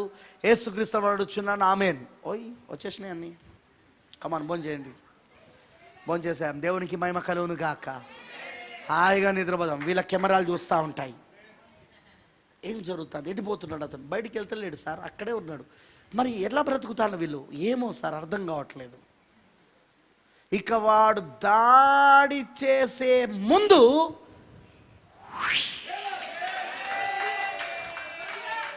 వధువు ఇక్కడ నుండి తప్పించుకొని పారిపోతుంది. ఆమెను కొనిపోతాడు ఆయన. ఇక దానికోసమే ఇప్పుడు ఈ శిక్షణ అంతా, దానికోసమే ఇదంతా ఇప్పుడు. హల్లెలూయా! వింటున్నారా నేను చెప్పింది? ప్రియమైన దేవుని పిల్లలారా, ఇది అందరికీ జరగదు. ఇంకో కుటుంబంలో ఉంటుంది. వాళ్ళ సన్నివేశం ఏంటిదో చెప్పాలా? అమ్మ ఆకలి అవుతుందమ్మా, 2 రోజుల నుండి ఏం లేదమ్మా, మీ నాన్న చెప్తే ఇంటలేడు, పోయి తీసుకురమ్మంటే తీసుకొస్తలేడు. పాప ఆయనను, అట్లా కాదే, నీవు మన పాస్టర్ గారు చెప్పాడు కదా, నీకు తెలుసు కదా. ఏ పాస్టర్ ఆయన మంచిగా డబ్బు సంపాదించుకు మంచుకున్నాడు, ఆయన నీకెందుకు, ఆయన ఎట్టిపోతే నీకెందుకు, పోయి తీసుకురాబో. పాపం ఈయన పోయి సంతకం పెట్టి ఫెలోషిప్ కార్డు తీసుకొని అన్నీ తెచ్చుకుంటాడు. ఇక చికెను, మటను, చేపలన్నీ. కానీ ఇప్పుడు బెర్త్ ఎక్కడ రెడీ అయి ఉంది? ఇప్పుడు పాతాళంలో. ఇంకొంతమంది జీవితాల్లో జరిగే సీన్లు. ఇక ఇంకొంతమంది ఎట్లుంటే, బ్రదర్ ఇది అది కాదు బ్రదర్, ప్రవక్త చెప్పిన ఒత్తిడి ఇది కాదు, ఇట్లా రాదు. ప్రవక్త చెప్పిన ఒత్తిడి ఇట్లా కాదు, ఇది అది కాదు, ఇది ఇది ఇదంతా అబద్ధం. ఎవరైనా చెప్తే నమ్మకండి. మీరు చర్చికి రండి, దశమభాలు ఇవ్వండి, మీరు కానుకలు వేయండి. మీరు చెప్తున్నా, నేను చూసినా ఎక్కడ చర్చిలు మానేసిన అందరు చర్చిలు పోతున్నారు. బాప్తిస్మాలు కూడా జరిగినాయి చూడు. అదిగో నిన్ననే ఒకరికి బాప్తిస్మం ఇచ్చిన నేను. ద్వారాలు మూయబడి ఉన్నాయి అక్కడ. నశించిపోయిన ఆత్మలకు సువార్త ప్రకటించబడుతున్నది. నోవా ఓడలో కూర్చొని ఉన్నాడు, సువార్త ప్రకటించబడుతున్నది నశించిపోయిన ఆత్మలకు. అక్కడ నోవా ఓడలో కూర్చోవడమే 3వ ఈడుపు పరిచర్య. వింటున్నారని చెప్పి అర్థమవుతుందని చెప్పింది. వాళ్ళకి ఎన్నడూ రక్షించబడరు వాళ్ళు. వీళ్ళు మాత్రం బ్రదర్ అదంతా కాదు బ్రదర్, అది అంత అబద్ధం. అది ఆ మార్పాస్టర్ పిచ్చోడు అతన్ని ఎవరైనా చూస్తారా చెప్పు? అతనితో ఎవరైనా ఉన్నారా చెప్పు? వరంగల్లో ఏ సేవకుడు నాతనితో ఉంటారా చెప్పు? చెప్పు, ఏ సేవకుడు నాతనితో కలుస్తారా చెప్పు? చూడు, ఆంధ్రప్రదేశ్లో ఎంతమంది శత్రువులు ఉన్నారు ఆయనకు. తెలంగాణలో చాలామంది సేవకులందరూ ఆయనకు శత్రువులే. ఆయన ఎవరితోడైనా కలుస్తాడా చెప్పు? మాతో ఎప్పుడైనా కలిసాడా చెప్పు? అవన్నీ అబద్ధాలు బ్రదర్. అలాంటిది ఏం లేదు. చక్కగా వెళ్ళి మీరు ఆ కార్డు తీసుకోండి. That's true. ఎందుకంటే వీళ్ళకి అంత విశ్వాసం లేదుగా, ముద్రలు తెరవలేదుగా వీళ్ళకు. మీకు అర్థమైందా నేను చెప్పింది? అంత విశ్వాసం రావాలంటే ఎత్తబడే విశ్వాసము ఎందుకు దేవుడు ఇస్తున్నాడు అంటే ఎత్తబడే కృప కోసం ఇస్తా ఉన్నాడు. ఎత్తబడే విశ్వాసము ఎత్తబడే కృప కోసం ఇస్తున్నాడు. మరి ఎత్తబడే విశ్వాసం ఎక్కడుంది? 7 ముద్రలలో ఉన్నది, 7 ఉరుముల యొక్క స్వరములలో ఉన్నది. వీళ్ళు ఇంతవరకు అసలు 7 ఉరుముల స్వరమే వినలేదా? ఇంతవరకు దాన్ని ధ్యానించలేదా? ఇంతవరకు దాన్ని అసలు వాళ్ళు దాన్ని ఒప్పుకోలేదుగా. అసలు మర్మములు మర్మరాలు అని పేర్లు చూడండి, మళ్ళీ ఎలాంటి మాటలు మాట్లాడుతున్నారో, ఎలాంటి ప్రాస మాట్లాడుతున్నారో. మర్మములు మర్మరాలట. అలాంటి వాడికి ఆమేన్ హల్లెలూయా అని చెప్పి అలాంటి వారి యొక్క ఫోటోలు ఇంట్లో పెట్టుకుంటున్నారా? అలా బోధించిన వారి ఫోటోలు వాళ్ళతో దిగి మేము ఎవరో పెద్ద బిషప్తో దిగినట్టుగా ఫీల్ అవుతున్నారా వీళ్ళు? What happening? ఏం జరుగుతూ ఉంది ఇప్పుడు? వాళ్ళు ఆ సమయానికి వచ్చేసరికి వాళ్ళకి అంత విశ్వాసం ఉండదు. స్పోకెన్ వర్డ్ మినిస్ట్రీ, పలకమైన మాట ఒక పరిచయ దగ్గరకు వాళ్ళు రాలేరు. వాళ్ళు అది బోధించలేరు. ఏం చేస్తారు వాళ్ళు? ఇక రాజీ పడడమా, చావడమా, హతసాక్షులు అవడమా? రాజీ పడడమా, చావడమా? చావడం అయితే కష్టం లే, కానీ రాజీ పడడం అయితే ఈజీ. చావడం అయితే కష్టం, కానీ రాజీ పడడం మాత్రం ఈజీ. ఎందుకంటే ఇప్పటిదాకా వర్తమానం ఇంత క్లియర్గా పరిశుద్ధాత్మ కృపున్నప్పుడే ఇవన్నీ చూపిస్తుంటేనే వీళ్ళు రాజీ పడుతున్నారా? ఇక అప్పుడు ఒత్తిడికి వీళ్ళు నిలబడతారంటావా? నాకైతే డౌటే. ఇంకొందరు ఎట్లున్నారంటే మార్చి లేకపోతే సెప్టెంబర్, మార్చిలో ఫెయిల్ అయితే సెప్టెంబర్లో పాస్ కావచ్చు సప్లిమెంటరీలో. అట్లనే మనం ఎత్తబడుట్లో మిస్ అయితే శ్రమల కాలంలో ఎట్లయినా మనం పరలోకం పోతాం. అలా కొంతమంది బోధిస్తున్నారు. కానీ ఇప్పుడు నా మార్చి లేదు, నా సెప్టెంబర్ లేదు, ఇప్పుడు వచ్చిన సంక్షోభం మహమ్మారి బట్టి అకాడమిక్ ఇయరే మార్చి పడేసిండు. నా మార్చి లేదు, నా సెప్టెంబర్ లేదు. ఇప్పుడు ఇక అది వస్తుంది ఆ సమయానికి వచ్చినప్పుడు. ట్రూ, ఇది నిజమది. ఎందుకంటే కొంతమంది ఉన్నారు బ్రదర్, మనం ఒకవేళ కొందరు ఏమని బోధిస్తున్నారు తెలుసా? ఎత్తబడుట్లో పోయేవాళ్ళు వధువట, ఎత్తబడుట్లో విడిచిపెట్టి శ్రమల ద్వారా వెళ్ళే వాళ్ళు కూడా వధువేట. ఎందుకంటే వాళ్ళు కన్యకలే, వీళ్ళు కన్యకలే. వాళ్ళ బోధ చూడండి ఎంత తెలివిగా ఉందో. వాళ్ళు కన్యకలే, వీళ్ళు కన్యకలే. కాబట్టి ఏం బాధ లేదు బ్రదర్. పోతే వాళ్ళు ముందు పోతే పోని, మనం వెనకాల పోతాం. దాని వెనకాల శ్రమల ద్వారా వెళ్తాం మనం. నేనంటాను, ప్రవక్త అలాగే ఎక్కడ చెప్పాడో చూపించు, నేను చూపిస్తా. విడిచిపెట్టబడిన వాళ్ళు సంఘమై ఉన్నారు, వధువు కాదన్నమాట. వాళ్ళు క్రీస్తు భార్య కాదన్నమాట నేను చూపిస్తా. వాళ్ళు క్రీస్తు భార్య కాదు. వాళ్ళు పైగా వాళ్ళు శ్రమల ద్వారా చంపబడిన వాళ్ళు, 1000 పరిపాలనలు రారు. వాళ్ళు ఎప్పుడు వస్తారు? వాళ్ళు ధవల సింహాసనం తీర్పు దగ్గర లేపబడి అప్పుడు వాళ్ళకు నిత్య జీవం ఇవ్వబడుతుంది. వాళ్ళకప్పుడు, ఇప్పుడు కూడా వాళ్ళకి నిత్య జీవం ఉండదు. శ్రమల ద్వారాలో ఉన్నప్పుడు అప్పుడు వాళ్ళకి నిత్య జీవం ఇవ్వబడుతుంది అని ఉంది బైబిల్లో. కానీ మనమైతే వధువైతే ఆల్రెడీ మరణమును దాటి నిత్య జీవంలోకి ప్రవేశించున్నాం మనము. అందుకే క్రీస్తు యేసునందున్న వాడికి ఏ శిక్షా విధి లేదు. హల్లెలూయా. నా యందు విశ్వాసం ఉంచిన వాడు నిత్య జీవము గలవాడు. వాడు తీర్పులోనికి రాక మరణము నుండి జీవములోనికి దాటి ఉన్నాడు. నా శరీరము తిని నా రక్తము త్రాగువాడే నిత్య జీవం గలవాడు. చెప్పాడా లేదు? ఇవన్నీ వధువుకి నిత్య జీవం ఇవ్వబడడం కాదు, ఆల్రెడీ నిత్య జీవానికి కలుగున్నది ఆమె. కానీ అదే విడిచిపెట్టిన సంఘానికి నిత్య జీవం అప్పుడు ఇవ్వబడుతుంది. ఎందుకంటే శ్రమల ద్వారా శుద్ధీకరణ పొందుకుంటారు వాళ్ళు వధువు కిందికి రారు. వాళ్ళు వెయ్యన పరిపాలన ఉండరు. వాళ్ళు ఆ యొక్క వెడల్పు, పొడుగు మరియు అడ్డము ఒకే సమాంతరంగా ఉన్న ఆ పిరమిడ్ పట్టణంలో వాళ్ళు ఉండరు. వాళ్ళు బయట ఉంటారు.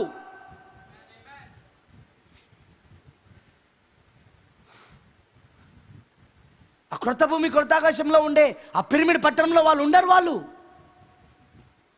పిరమిడ్ పట్టణంలో ఉండేది వధువు వరుడు మాత్రమే, రాజు రాణి మాత్రమే. వాళ్ళిద్దరే ఉండేది. బయట 1,44,000 మంది కావలి కాస్తూ ఉంటారు. 1,44,000 మంది. మరి పాత నిబంధన భక్తులు వారు అక్కడ ఉంటారు ఆ పట్టణంలో. కానీ వాళ్ళు వధువుకి సాదృశ్యం మాత్రమే, వరుడికి సాదృశ్యం మాత్రమే, రాజుకు రాణికి సాదృశ్యం మాత్రమే. మెనీ థింగ్స్, చాలా విషయాలు ఉన్నాయి లేఖనాల ప్రకారం. ప్రియమైన దేవుని పిల్లలారా, ఇలాంటి మోసపరతమైన బోధలు ఇప్పటికే వచ్చినాయి. ఇలాంటి మోసపరతమైన బోధలు వచ్చినాయి ఇప్పటికే. అలాంటి బోధలు నమ్మకండి. ప్రవక్త వర్తమానాలు చదవండి బాగా. ఇది సమయం, అభిషేకించబడుతున్న సమయం. ఇది మన కనులు తెరవబడుతున్న సమయం. లేఖనాలు నెరవేర్పు జరిగే సమయానికి వచ్చినప్పుడు ఆ లేఖనం గురించిన కనులు తెరవబడతాయి. ఆ కాలంలో ఏర్పరచబడి ఎన్నుకోబడిన వాళ్ళకు ఆ లేఖనం ఎలా జరుగుతుందో దేవుడు వాళ్ళకు చూపిస్తూ ఉంటాడు. ఆ లేఖనం ఎలా నెరవేర్పు అవుతుందో వాళ్ళకు చూపిస్తూ ఉంటాడు. వింటున్నారా నేను చెప్పింది? అందుకే దానియేలుకు తెరవబడ్డది కాబట్టే ఇంకా 2 సంవత్సరాలే ఉన్నదని చెప్పి ఇర్మియా గ్రంథాలు చదువుతున్నప్పుడు ఆయనకు అర్థమైపోయింది. ఇర్మియా గ్రంథంలో ఈ 70 సంవత్సరాలు దేవుడు విమోచిస్తున్నాడు. లెక్క పెట్టాడు, 68 సంవత్సరాలు అయింది, ఇంకా 2 సంవత్సరాలని తెలుసుకున్నాడు. ఎందుకు? ఆయనకు లేఖనం తెరవబడింది, ఆయనకు వాక్యం తెరవబడింది. ఆయనకు ఆ కాలం యొక్క ప్రవచనము ఇక నెరవేర్చడానికి సిద్ధంగా ఉన్నది. అక్కడ ఎజ్రాకు తెరవబడింది, ఇక్కడ నెహెమ్యాకు తెరవబడింది, అక్కడ దానియేలుకు తెరవబడింది. వింటున్నారా నేను చెప్పింది? వీళ్ళందరూ అదే కాలంలో జీవించిన వాళ్ళు. వాళ్ళకి ఆ కాలం యొక్క వర్తమానము, ప్రవచనము అవన్నీ దేవుడు వాళ్ళకి అర్థమయ్యేటట్టు చేశాడు. వాళ్ళ కళ్ళు తెరిచాడు, వాళ్ళకి అభిషేకించాడు. అందుకోసమే వాళ్ళు దాన్ని గ్రహించారు. ఆ ప్రవచనం వాళ్ళ కళ్ళ ముందు నెరవేర్చడం వాళ్ళు చూశారు. ఈ రోజు కూడా అలాగునే ఉన్నది.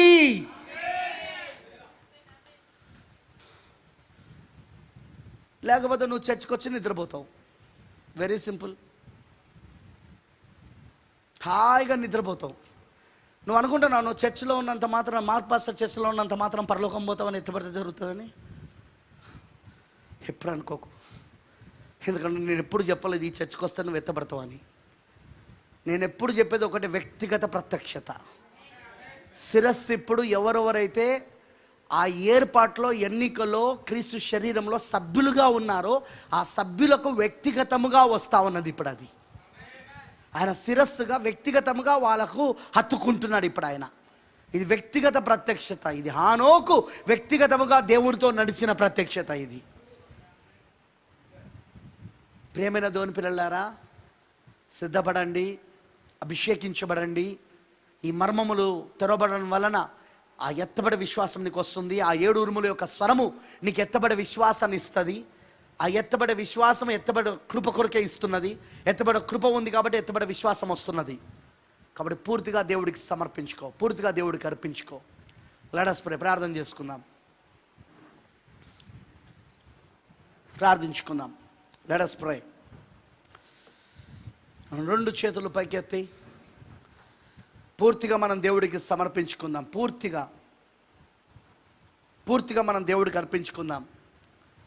ఎందుకంటే ఇది సమయము. This is a time.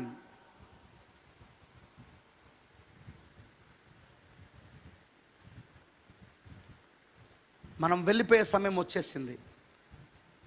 ఎన్నడూ పోరాడనటువంటి అతి గొప్ప పోరాటంలో ఇప్పుడు మనం ఉన్నాము. మనం పోరాడుచున్నది శరీరులతో కాదు కానీ ప్రస్తుత అంధకార చీకటి శక్తులతో.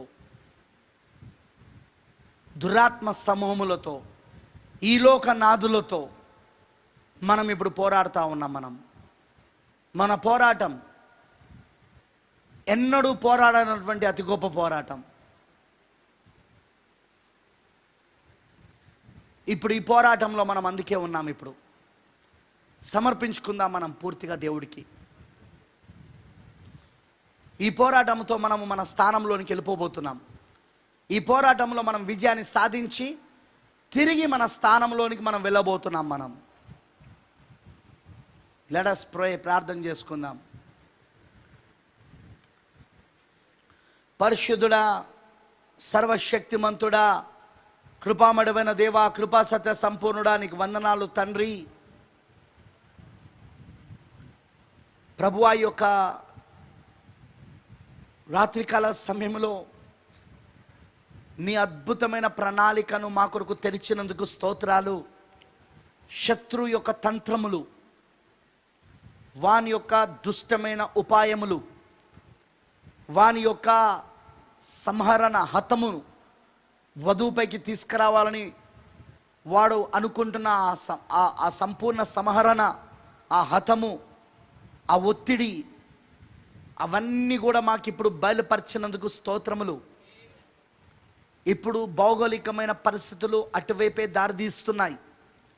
ఈ భౌగోళికమైన ప్రపంచవ్యాప్తంగా ఉన్న ఈ మహామారి, ప్రపంచవ్యాప్తంగా వస్తున్న ఈ యొక్క ఆర్థిక సంక్షోభములు, ఆర్థిక మాంద్యములు ఇప్పుడు అటువైపే మమ్మల్ని తీసుకెళ్తున్నాయి. అటువైపే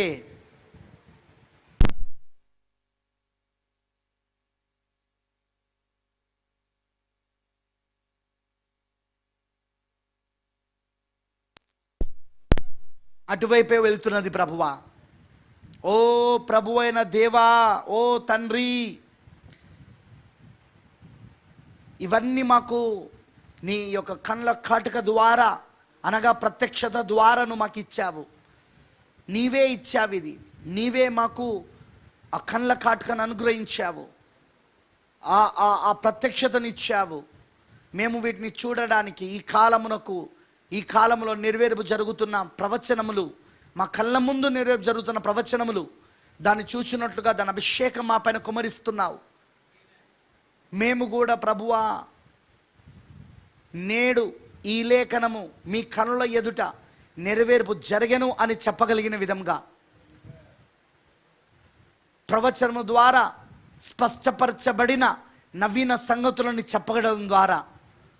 చెప్పబడడం ద్వారా మేము ఇప్పుడు ఈ ప్రపంచానికి హెచ్చరిక చేయగలుగుతున్నాం. ప్రవచనముల ద్వారా ఇప్పుడు ఇవన్నీ కూడా స్పష్టపరచబడుతున్న ఈ నవీన సంగతులంతా, ఇప్పుడు జరుగుతున్న సంగతులు, ప్రస్తుత కాలం జరుగుతున్న సంగతులు ప్రవచనం ద్వారా స్పష్టపరచబడుతున్నాయి. వాటిని చూడగలిగే నేతలను మాకు ఇచ్చావు. నీకు వందనాలు దేవా. ఇవన్నీ మాకు ఎందుకు చేస్తున్నావంటే, అదిగో ఆ 3వ ఈడుపు పరిచయ కొరకు, అదిగో ఆ యొక్క పలకబడిన మాట ఒక పరిచయ కొరకు.